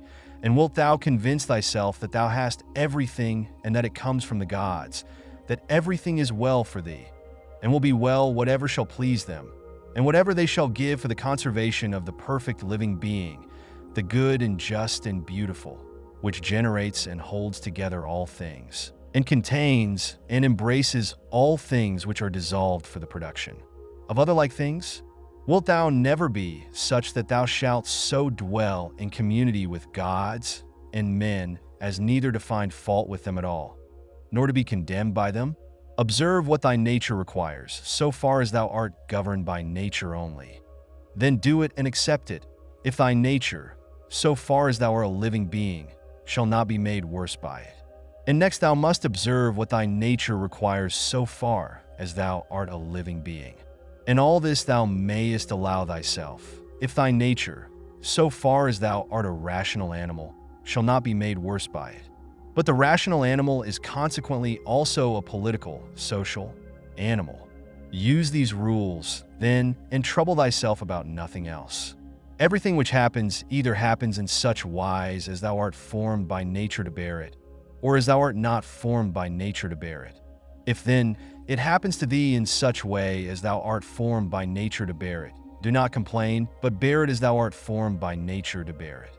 But if it happens in such wise as thou art not formed by nature to bear it, do not complain, for it will perish after it has consumed thee. Remember, however, that thou art formed by nature to bear everything, with respect to which it depends on thy own opinion to make it endurable and tolerable, by thinking that it is either thy interest or thy duty to do this.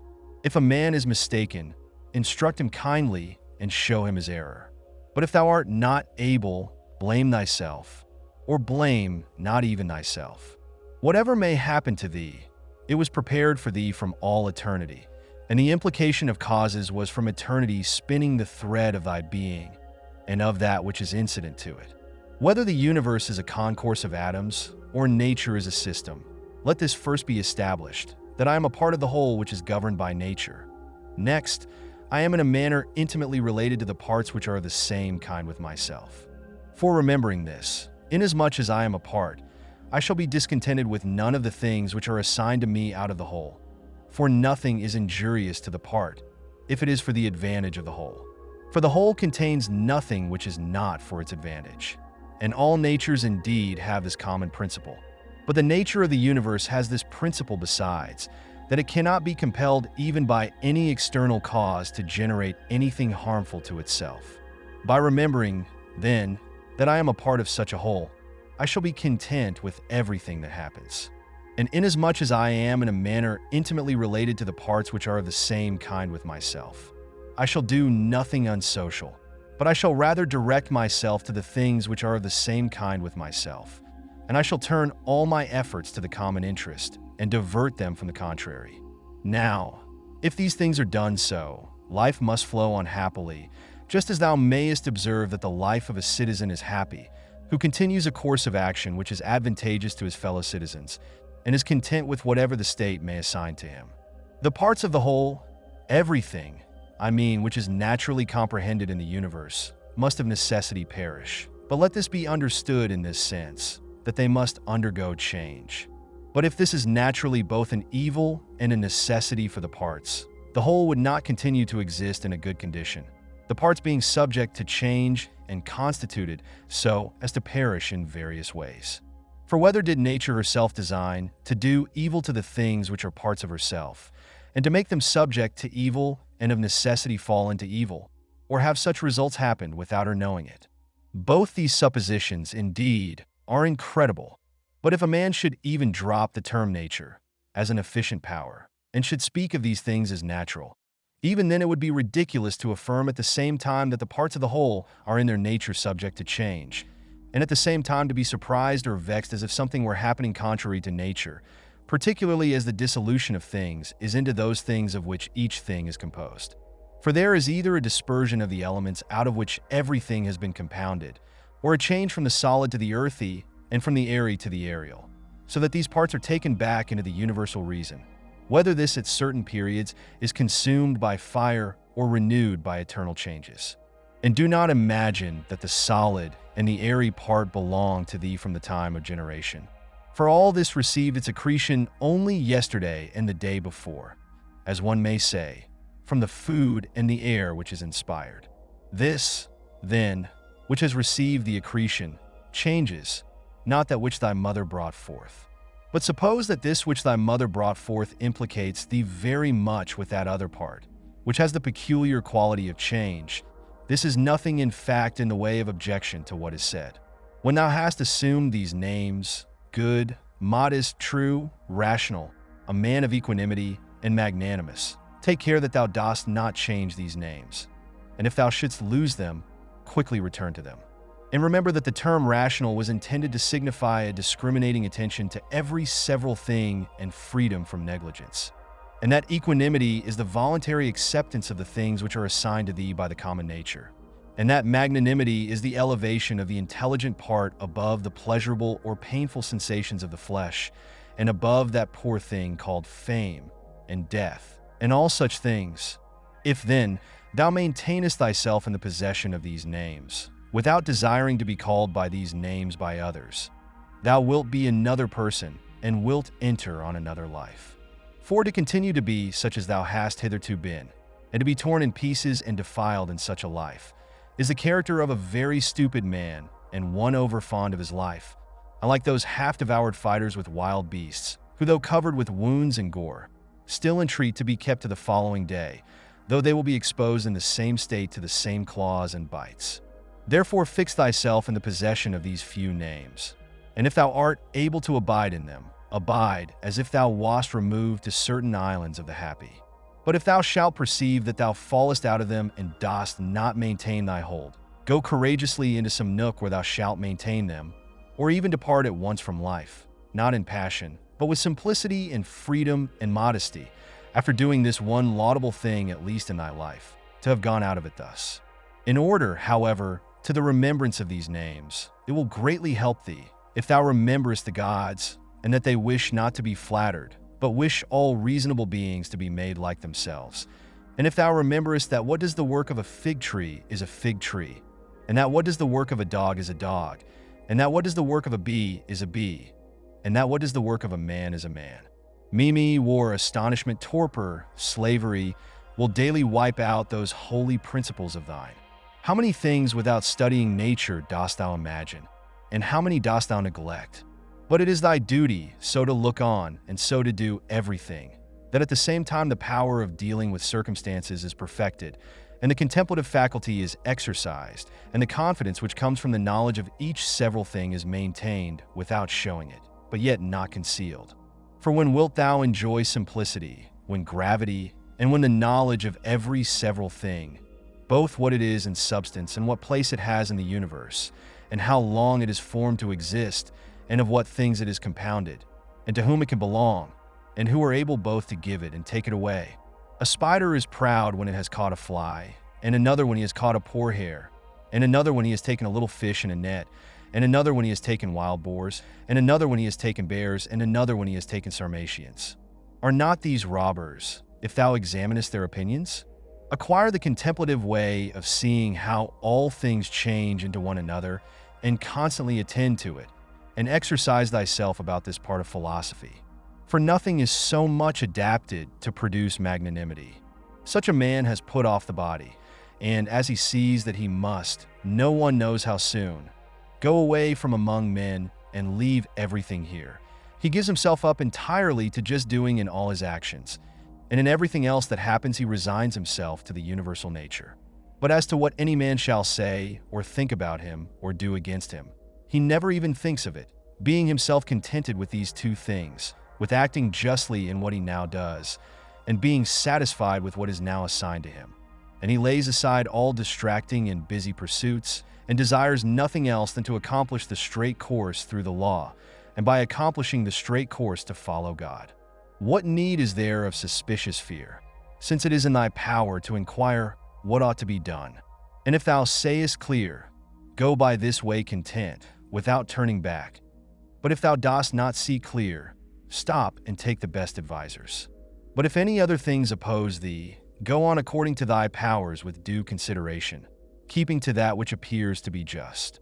For it is best to reach this object, and if thou dost fail, let thy failure be in attempting this. He who follows reason in all things is both tranquil and active at the same time, and also cheerful and collected. Inquire of thyself as soon as thou wakest from sleep, whether it will make any difference to thee, if another does what is just and right. It will make no difference. Thou hast not forgotten, I suppose, that those who assume arrogant airs in bestowing their praise or blame on others are such as they are at bed and at board. And thou hast not forgotten what they do, and what they avoid and what they pursue, and how they steal and how they rob, not with hands and feet, but with their most valuable part, by means of which there is produced, when a man chooses fidelity, modesty, truth, law, good demon, happiness? To her who gives and takes back all, to nature, the man who is instructed and modest says, give what thou wilt, take back what thou wilt. And he says this not proudly, but obediently and well pleased with her. Short is the little which remains to thee of life, live as on a mountain, for it makes no difference whether a man lives there or here, if he lives everywhere in the world as in a state, political community. Let men see, let them know a real man who lives according to nature. If they cannot endure him, let them kill him, for that is better than to live thus as men do. No longer talk at all about the kind of man that a good man ought to be, but be such. Constantly contemplate the whole of time and the whole of substance, and consider that all individual things as to substance are a grain of a fig, and as to time, the turning of a gimlet. Look at everything that exists, and observe that it is already in dissolution and in change, and as it were putrefaction or dispersion, or that everything is so constituted by nature as to die. Consider what men are when they are eating, sleeping, generating, easing themselves, and so forth. Then what kind of men they are when they are imperious and arrogant, or angry and scolding from their elevated place. But a short time ago, to how many they were slaves and for what things, and after a little time consider in what a condition they will be. That is for the good of each thing, which the universal nature brings to each. And it is for its good at the time when nature brings it. The earth loves the shower, and the solemn ether loves, and the universe loves to make whatever is about to be. I say then to the universe, that I love as thou lovest. And is not this too said, that this or that loves is wont to be produced? Either thou livest here, and hast already accustomed thyself to it, or thou art going away, and this was thy own will, or thou art dying and hast discharged thy duty. But besides these things there is nothing. Be of good cheer, then. Let this always be plain to thee, that this piece of land is like any other, and that all things here are the same with things on top of a mountain, or on the seashore, or wherever thou choosest to be. For thou wilt find just what Plato says, dwelling within the walls of a city as in a shepherd's fold on a mountain. What is my ruling faculty now to me? And of what nature am I now making it? And for what purpose am I now using it? Is it void of understanding? Is it loosed and rent asunder from social life? Is it melted into and mixed with the poor flesh so as to move together with it? He who flies from his master is a runaway, but the law is master, and he who breaks the law is a runaway.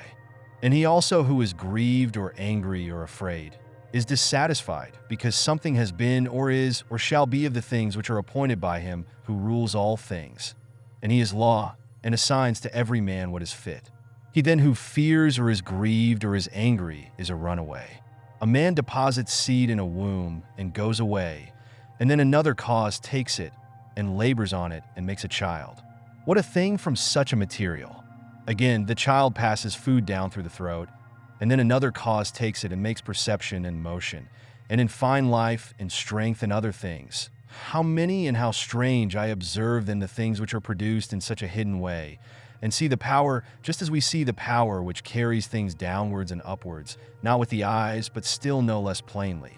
Constantly consider how all things such as they now are, in time past also were, and consider that they will be the same again. And place before thy eyes entire dramas and stages of the same form, whatever thou hast learned from thy experience or from older history.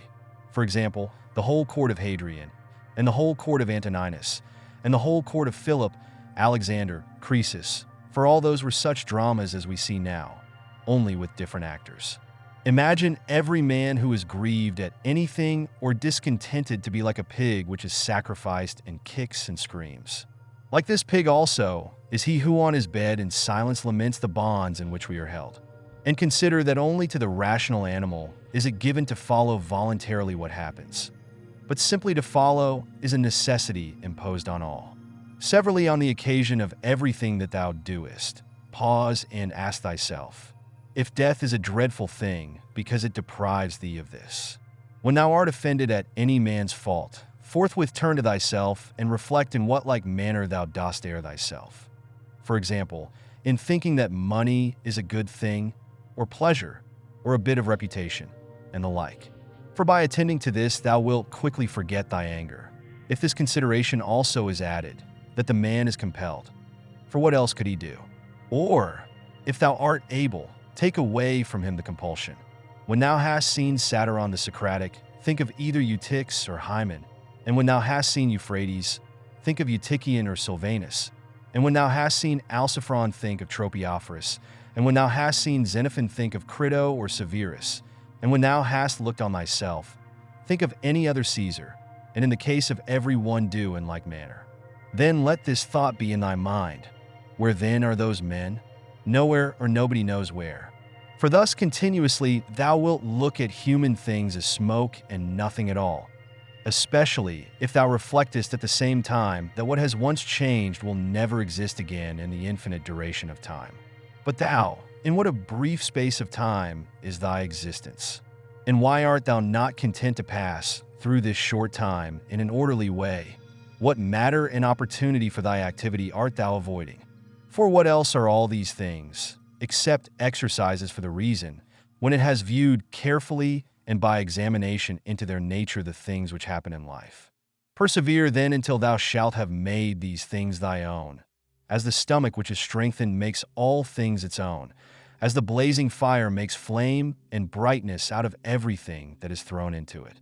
Let it not be in any man's power to say truly of thee that thou art not simple, or that thou art not good. But let him be a liar whoever shall think anything of this kind about thee. And this is altogether in thy power. For who is he that shall hinder thee from being good and simple? Do thou only determine to live no longer, unless thou shalt be such. For neither does reason allow thee to live, if thou art not such. What is that which as to this material, our life, can be done or said in the way most conformable to reason? For whatever this may be, it is in thy power to do it or to say it, and do not make excuses that thou art hindered. Thou wilt not cease to lament till thy mind is in such a condition that what luxury is to those who enjoy pleasure, such shall be to thee. In the matter which is subjected and presented to thee, the doing of the things which are conformable to man's constitution. For a man ought to consider as an enjoyment everything which it is in his power to do according to his own nature. And it is in his power everywhere. Now, it is not given to a cylinder to move everywhere by its own motion, nor yet to water, nor to fire, nor to anything else which is governed by nature or an irrational soul, for the things which check them and stand in the way are many. But intelligence and reason are able to go through everything that opposes them, and in such manner as they are formed by nature and as they choose. Place before thy eyes this facility with which the reason will be carried through all things, as fire upwards, as a stone downwards, as a cylinder down an inclined surface, and seek for nothing further. For all other obstacles either affect the body only, which is a dead thing, or, except through opinion and the yielding of the reason itself, they do not crush nor do any harm of any kind. For if they did, he who felt it would immediately become bad.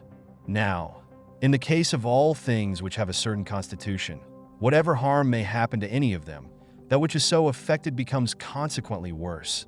But in the like case, a man becomes both better, if one may say so, and more worthy of praise by making a right use of these accidents. And finally remember that nothing harms him who is really a citizen, which does not harm the state, nor yet does anything harm the state which does not harm law, order. And of these things which are called misfortunes, not one harms law. What then does not harm law does not harm either state or citizen. To him who is penetrated by true principles, even the briefest precept is sufficient, and any common precept, to remind him that he should be free from grief and fear. For example, leaves some the wind scatters on the ground, so is the race of men. Leaves also are thy children, and leaves too are they who cry out as if they were worthy of credit and bestow their praise, or on the contrary curse, or secretly blame and sneer. And leaves, in like manner, are those who shall receive and transmit a man's fame to aftertimes. For all such things as these are produced in the season of spring, as the poet says. Then the wind casts them down. Then the forest produces other leaves in their places. But a brief existence is common to all things, and yet thou avoidest and pursuest all things as if they would be eternal. A little time, and thou shalt close thy eyes, and him who has attended thee to thy grave another soon will lament. The healthy I ought to see all visible things, and not to say, I wish for green things, for this is the condition of a diseased eye. And the healthy hearing and smelling ought to be ready to perceive all that can be heard and smelled. And the healthy stomach ought to be with respect to all food, just as the mill with respect to all things which it is formed to grind. And accordingly, the healthy understanding ought to be prepared for everything which happens. But that which says, let my dear children live, and let all men praise whatever I may do, is an eye which seeks for green things, or teeth which seek for soft things. There is no man so fortunate that there shall not be by him, when he is dying, some who are pleased with what is going to happen. Suppose that he was a good and wise man. Will there not be at last someone to say to himself, let us at last breathe freely, being relieved from this schoolmaster? It is true that he was harsh to none of us, but I perceive that he tacitly condemns us. This is what is said of a good man. But in our own case, how many other things are there for which there are many who wish to get rid of us? Thou wilt consider this then when thou art dying, and thou wilt depart more contentedly by reflecting thus. I am going away from such a life, in which even my associates, in behalf of whom I have striven so much, prayed, and cared, themselves wish me to depart, hoping perchance to get some little advantage by it. Why then should a man cling to a longer stay here? Do not, however, for this reason go away less kindly disposed to them, but preserving thy own character, and friendly, and benevolent, and mild, and on the other hand, not as if thou wast torn away, but as when a man dies a quiet death, the poor soul is easily separated from the body. Such also ought thy departure from men to be. For nature united thee to them and associated thee. But does she now dissolve the union? Well, I am separated as from kinsmen, not however dragged resisting, but without compulsion. For this too is one of the things according to nature. Accustom thyself as much as possible on the occasion of anything being done by any person to inquire with thyself, for what object is this man doing this? But begin with thyself and examine thyself first. Remember that this which pulls the strings is the thing which is hidden within. This is the power of persuasion. This is life. This, if one may so say, is man. In contemplating thyself, never include the vessel which surrounds thee and these instruments which are attached about it. For they're like to an axe, differing only in this that they grow to the body. For indeed, there is no more use in these parts without the cause which moves and checks them than in the weaver's shuttle, and the writer's pen, and the driver's whip. Book 11. These are the properties of the rational soul. It sees itself, analyses itself, and makes itself such as it chooses. The fruit which it bears itself enjoys. For the fruits of plants, and that in animals which corresponds to fruits others enjoy, it obtains its own end, wherever the limit of life may be fixed. Not as in a dance, and in a play, and in such like things, where the whole action is incomplete if anything cuts it short. But in every part, and wherever it may be stopped, it makes what has been set before it full and complete, so that it can say, I have what is my own. And further it traverses the whole universe, and the surrounding vacuum, and surveys its form. And it extends itself into the infinity of time, and embraces and comprehends the periodical renovation of all things, and it comprehends that those who come after us will see nothing new, nor have those before us seen anything more, but in a manner he who is 40 years old, if he has any understanding at all, has seen by virtue of the uniformity that prevails all things which have been and all that will be. This too is a property of the rational soul, love of one's neighbor, and truth and modesty, and to value nothing more than itself, which is also the property of law. Thus then, right reason differs not at all from the reason of justice. Thou wilt set little value on pleasing song and dancing and the pancratium, if thou wilt distribute the melody of the voice into its several sounds, and ask thyself as to each, if thou art mastered by this. For thou wilt be prevented by shame from confessing it. And in the matter of dancing, if at each movement and attitude thou wilt do the same, and the like also in the matter of the pancratium.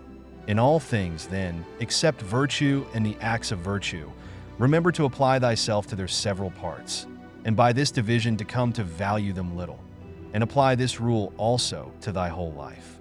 What a soul that is which is ready, if at any moment it must be separated from the body, and ready either to be extinguished or dispersed or continue to exist.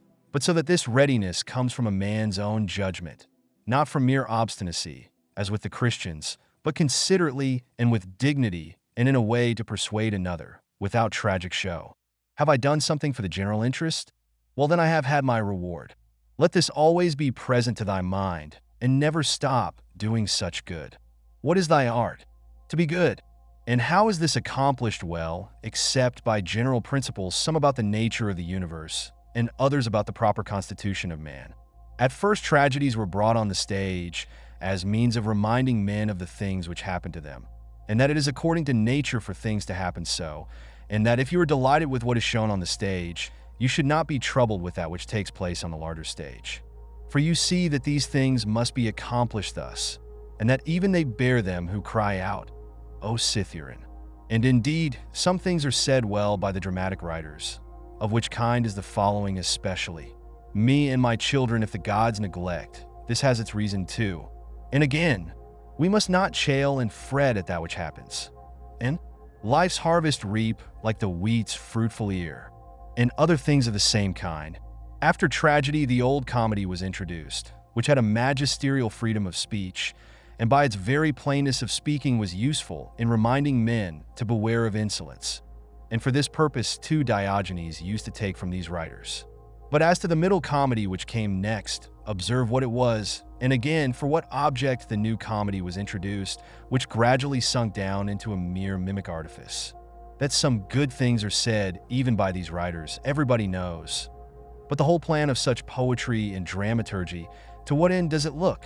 How plain does it appear that there is not another condition of life so well suited for philosophizing as this in which thou now happenest to be? A branch cut off from the adjacent branch must of necessity be cut off from the whole tree also. So too a man, when he is separated from another man, has fallen off from the whole social community. Now as to a branch, another cuts it off, but a man by his own act separates himself from his neighbor when he hates him and turns away from him, and he does not know that he has at the same time cut himself off from the whole social system.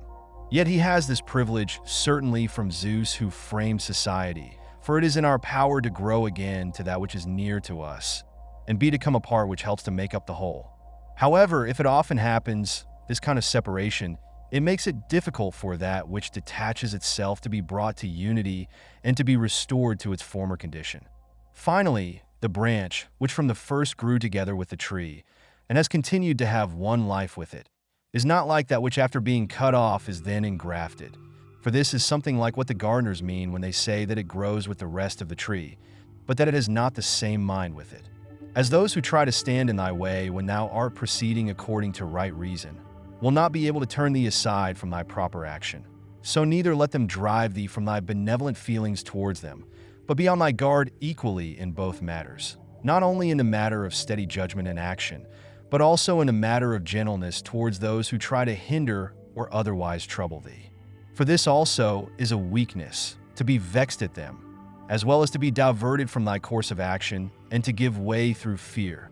For both are equally deserters from their post, the man who does it through fear, and the man who is alienated from him who is by nature a kinsman and a friend. There is no nature which is inferior to art, for the arts imitate the nature of things. But if this is so, that nature, which is the most perfect and the most comprehensive of all natures, cannot fall short of the skill of art.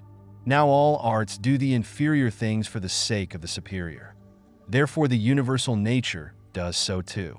And, indeed, hence is the origin of justice. And in justice the other virtues have their foundation. For justice will not be observed if we either care for middle things, things indifferent, or are easily deceived and careless and changeable. If the things do not come to thee, the pursuits and avoidances of which disturb thee, still in a manner thou goest to them. Let then thy judgment about them be at rest, and they will remain quiet, and thou wilt not be seen either pursuing or avoiding. The spherical form of the soul maintains its figure, when it is neither extended towards any object, nor contracted inwards, nor dispersed nor sinks down, but is illuminated by light, by which it sees the truth of all things and the truth that is in itself. Suppose any man shall despise me, let him look to that himself. But I will look to this, that I be not discovered doing or saying anything deserving of contempt. Shall any man hate me? Let him look to it. But I will be mild and benevolent towards every man, and ready to show even him his mistake, not reproachfully, nor yet as making a display of my endurance, but nobly and honestly, like the great Phocion, unless indeed he only assumed it. For the interior parts ought to be such, and a man ought to be seen by the gods neither dissatisfied with anything nor complaining. For what evil is it to thee, if thou art now doing what is agreeable to thy own nature, and art satisfied with that which at this moment is suitable to the nature of the universe, since thou art a human being placed at thy post in order that what is for the common advantage may be done in some way? Men despise one another and flatter one another, and men wish to raise themselves above one another, and crouch before one another. How unsound and insincere is he who says, I have determined to deal with thee in a fair way. What art thou doing, man? There is no occasion to give this notice. It will soon show itself by acts. The voice ought to be plainly written on the forehead. Such as a man's character is, he immediately shows it in his eyes. just as he who is beloved forthwith reads everything in the eyes of lovers. The man who is honest and good ought to be exactly like a man who smells strong, so that the bystander, as soon as he comes near him, must smell whether he choose or not. But the affectation of simplicity is like a crooked stick. Nothing is more disgraceful than a wolfish friendship, false friendship. Avoid this most of all. The good and simple and benevolent show all these things in the eyes, and there is no mistaking. As to living in the best way, this power is in the soul, if it be indifferent to things which are indifferent. And it will be indifferent if it looks on each of these things separately and altogether, and if it remembers that not one of them produces in us an opinion about itself, nor comes to us. But these things remain immovable, and it is we ourselves who produce the judgments about them. And as we may say, write them in ourselves, it being in our power not to write them, and it being in our power, if perchance these judgments have imperceptibly got admission to our minds, to wipe them out. And if we remember also that such attention will only be for a short time, and then life will be at an end. Besides, what trouble is there at all in doing this? For if these things are according to nature, rejoice in them, and they will be easy to thee. But if contrary to nature, seek what is conformable to thy own nature, and strive towards this, even if it bring no reputation. For every man is allowed to seek his own good. Consider whence each thing is come, and of what it consists, and into what it changes, and what kind of a thing it will be when it is changed, and that it will sustain no harm. If any have offended against thee, consider first, what is my relation to men, and that we are made for one another. And in another respect, I was made to be set over them, as a ram over the flock or a bull over the herd. But examine the matter from first principles, from this. If all things are not mere atoms, it is nature which orders all things. If this is so, the inferior things exist for the sake of the superior, and these for the sake of one another. Second, consider what kind of men they are at table, in bed, and so forth, and particularly under what compulsions in respect of opinions they are. And as to their acts, consider with what pride they do what they do. Third, that if men do rightly what they do, we ought not to be displeased. But if they do not right, it is plain that they do so involuntarily and in ignorance. For as every soul is unwillingly deprived of the truth, so also is it unwillingly deprived of the power of behaving to each man according to his deserts. Accordingly, men are pained when they are called unjust, ungrateful, and greedy, and in a word, wrongdoers to their neighbors. Fourth, consider that thou also doest many things wrong, and that thou art a man like others. And even if thou dost abstain from certain faults, still thou hast the disposition to commit them, though either through cowardice, or concern about reputation, or some such mean motive, thou dost abstain from such faults. Fifth, consider that thou dost not even understand whether men are doing wrong or not, for many things are done with a certain reference to circumstances. And in short, a man must learn a great deal to enable him to pass a correct judgment on another man's acts. Sixth, consider when thou art much vexed or grieved, that man's life is only a moment, and after a short time we are all laid out dead. Seventh, that it is not men's acts which disturb us, for those acts have their foundation in men's ruling principles, but it is our own opinions which disturb us. Take away these opinions then, and resolve to dismiss thy judgment about an act as if it were something grievous, and thy anger is gone. How then shall I take away these opinions? By reflecting that no wrongful act of another brings shame on thee. For unless that which is shameful is alone bad, thou also must of necessity do many things wrong, and become a robber and everything else. Eighth, consider how much more pain is brought on us by the anger and vexation caused by such acts than by the acts themselves, at which we are angry and vexed. Ninth, consider that a good disposition is invincible, if it be genuine, and not an affected smile and acting a part. For what will the most violent man do to thee, if thou continuest to be of a kind disposition towards him, and if, as opportunity offers, thou gently admonishest him and calmly correctest his errors at the very time when he is trying to do thee harm, saying, "Not so, my child, we are constituted by nature for something else. I shall certainly not be injured, but thou art injuring thyself, my child."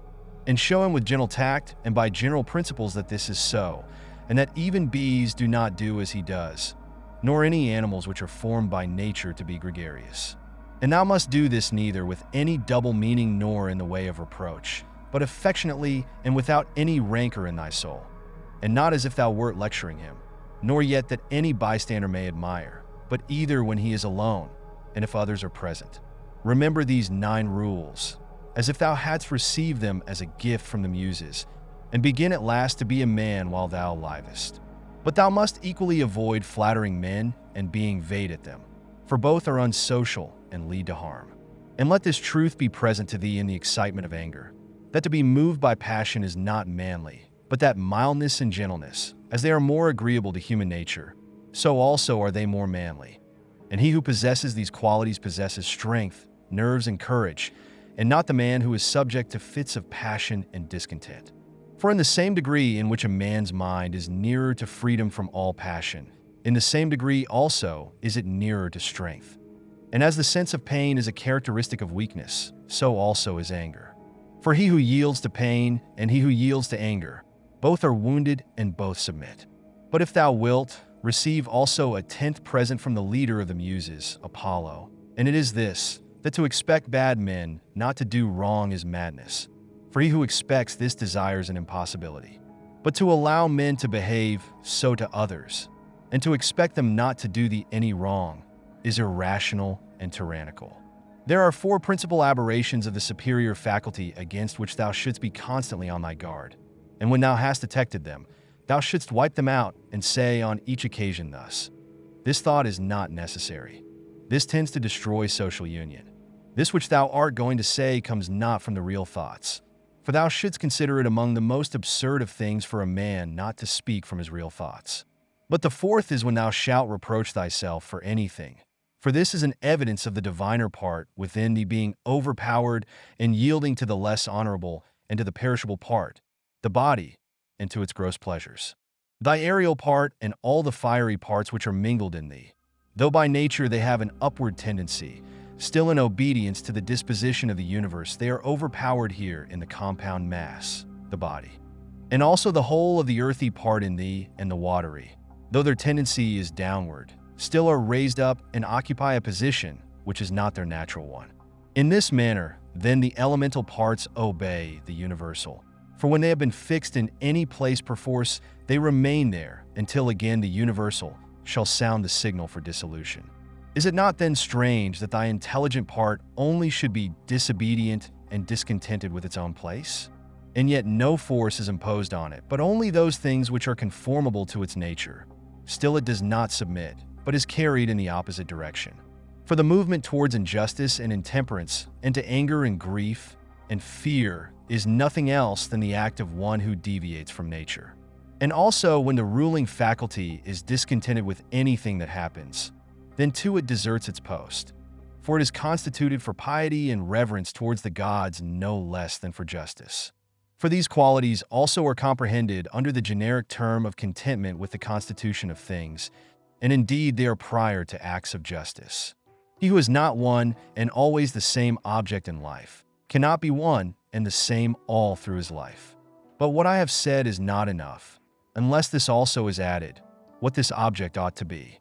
For as there is not the same opinion about all the things which in some way or other are considered by the majority to be good, but only about some certain things, that is, things which concern the common interest, so also ought we to propose to ourselves an object which shall be of a common kind, social and political. For he who directs all his own efforts to this object will make all his acts alike, and thus will always be the same. Think of the country mouse and of the town mouse, and of the alarm and trepidation of the town mouse. Socrates used to call the opinions of the many by the name of lamiae, bugbears to frighten children. The Lacedaemonians at their public spectacles used to set seats in the shade for strangers, but themselves sat down anywhere. Socrates excused himself to Perdiccas for not going to him, saying, "It is because I would not perish by the worst of all ends. That is, I would not receive a favor and then be unable to return it." In the writings of the Ephesians, there was this precept constantly to think of some one of the men of former times who practiced virtue. The Pythagoreans bid us in the morning look to the heavens that we may be reminded of those bodies which continually do the same things and in the same manner perform their work, and also be reminded of their purity and nudity. for there is no veil over a star. Consider what a man Socrates was when he dressed himself in a skin, after Xanthippe had taken his cloak and gone out, and what Socrates said to his friends who were ashamed of him and drew back from him when they saw him dressed thus. Neither in writing nor in reading wilt thou be able to lay down rules for others before thou shalt have first learned to obey rules thyself. Much more is this so in life. A slave thou art. Free speech is not for thee. And my heart laughed within. And virtue they will curse, speaking harsh words. To look for the fig in winter is a madman's act. Such is he who looks for his child when it is no longer allowed. When a man kisses his child, said Epictetus, he should whisper to himself, tomorrow perchance thou wilt die. But those are words of bad omen. No word is a word of bad omen, said Epictetus, which expresses any work of nature. Or if it is so, it is also a word of bad omen to speak of the ears of corn being reaped. The unripe grape, the ripe bunch, the dried grape, all are changes, not into nothing, but into something which exists not yet. No man can rob us of our free will. Epictetus also said, a man must discover an art or rules with respect to giving his assent. And in respect to his movements, he must be careful that they be made with regard to circumstances, that they be consistent with social interests, that they have regard to the value of the object. And as to sensual desire, he should altogether keep away from it. And as to avoidance, aversion, he should not show it with respect to any of the things which are not in our power. The dispute, then, he said, is not about any common matter, but about being mad or not. Socrates used to say, what do you want? Souls of rational men or irrational? Souls of rational men. Of what rational men? Sound or unsound? Sound. Why then do you not seek for them? Because we have them. Why then do you fight and quarrel? Book 12. All those things at which thou wishest to arrive by a circuitous road, thou canst have now, if thou dost not refuse them to thyself. And this means, if thou wilt take no notice of all the past, and trust the future to providence, and direct the present only conformably to piety and justice. Conformably to piety, that thou mayest be content with the lot which is assigned to thee, for nature designed it for thee, and thee for it. Conformably to justice, that thou mayest always speak the truth freely and without disguise, and do the things which are agreeable to law, and according to the worth of each. And let neither another man's wickedness hinder thee, nor opinion nor voice, nor yet the sensations of the poor flesh which has grown about thee. For the passive part will look to this. If then, whatever the time may be when thou shalt be near to thy departure, neglecting everything else, thou shalt respect only thy ruling faculty and the divinity within thee. And if thou shalt be afraid, not because thou must sometimes cease to live, but if thou shalt fear never to have begun to live according to nature, then thou wilt be a man worthy of the universe which has produced thee, and thou wilt cease to be a stranger in thy native land, and to wonder at things which happen daily as if they were something unexpected, and to be dependent on this or that. God sees the minds, ruling principles, of all men bared of the material vesture and rind and impurities. For with his intellectual part alone, he touches the intelligence only which has flowed and been derived from himself into these bodies. And if thou also usest thyself to do this, thou wilt rid thyself of thy much trouble. For he who regards not the poor flesh which envelopes him, surely will not trouble himself by looking after raiment and dwelling and fame and such like externals and show. The things are three of which thou art composed, a little body, a little breath, life, intelligence. Of these the first two are thine, so far as it is thy duty to take care of them. But the third alone is properly thine. Therefore, if thou shalt separate from thyself, that is, from thy understanding, whatever others do or say, and whatever thou hast done or said thyself, and whatever future things trouble thee because they may happen, and whatever in the body which envelopes thee, or in the breath, life, which is by nature associated with the body, is attached to thee independent of thy will, and whatever the external circumfluent vortex whirls round, so that the intellectual power, exempt from the things of fate, can live pure and free by itself, doing what is just and accepting what happens and saying the truth. If thou wilt separate, I say, from this ruling faculty the things which are attached to it by the impressions of sense, and the things of time to come and of time that is past, and wilt make thyself like Empedocles' sphere, all round and in its joyous rest reposing. And if thou shalt strive to live only what is really thy life, that is, the present, then thou wilt be able to pass that portion of life which remains for thee up to the time of thy death, free from perturbations, nobly, and obedient to thy own demon, to the God that is within thee. I have often wondered how it is that every man loves himself more than all the rest of men, but yet sets less value on his own opinion of himself than on the opinion of others. If then a God or a wise teacher should present himself to a man and bid him to think of nothing and to design nothing which he would not express as soon as he conceived it, he could not endure it even for a single day.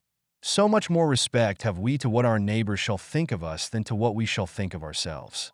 How can it be that the gods, after having arranged all things well and benevolently for mankind, have overlooked this alone, that some men and very good men, and men who, as we may say, have had most communion with the divinity, and through pious acts and religious observances have been most intimate with the divinity, when they have once died, should never exist again, but should be completely extinguished? But if this is so, be assured that if it ought to have been otherwise, the gods would have done it.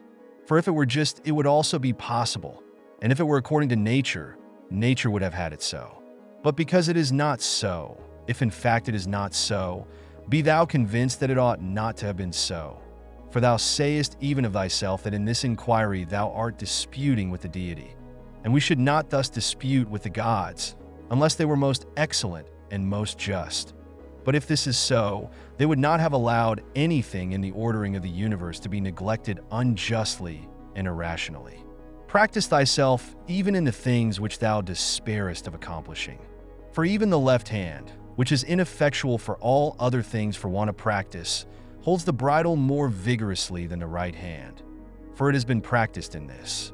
Consider in what condition both in body and soul a man should be when he is overtaken by death, and consider the shortness of life, the boundless abyss of time past and future, the feebleness of all matter. Contemplate the formative principles, forms of things bare of their coverings, the purposes of actions. Consider what pain is, what pleasure is, and death and fame. Who is to himself the cause of his uneasiness? How no man is hindered by another, that everything is opinion. In the application of thy principles, thou must be like the Pancratiast, not like the gladiator. For the gladiator lets fall the sword which he uses and is killed, but the other always has his hand, and needs to do nothing else than use it. See what things are in themselves, dividing them into matter, form, and purpose.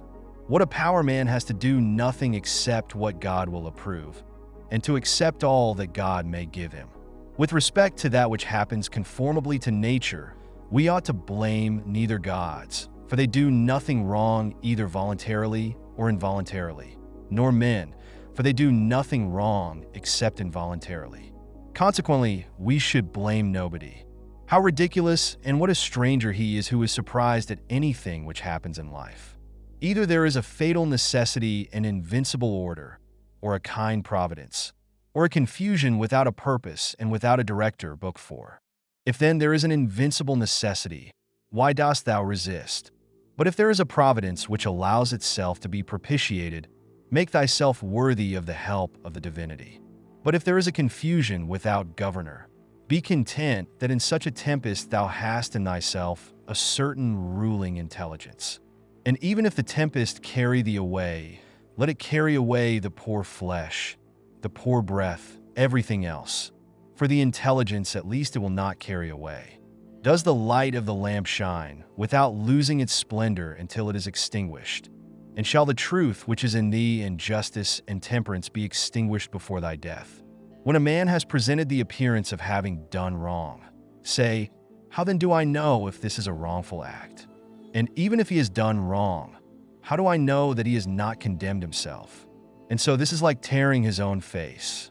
Consider that he, who would not have the bad man do wrong, is like the man who would not have the fig tree to bear juice and the figs and infants to cry and the horse to neigh, and whatever else must of necessity be. For what must a man do who has such a character? If then thou art irritable, cure this man's disposition. If it is not right, do not do it. If it is not true, do not say it.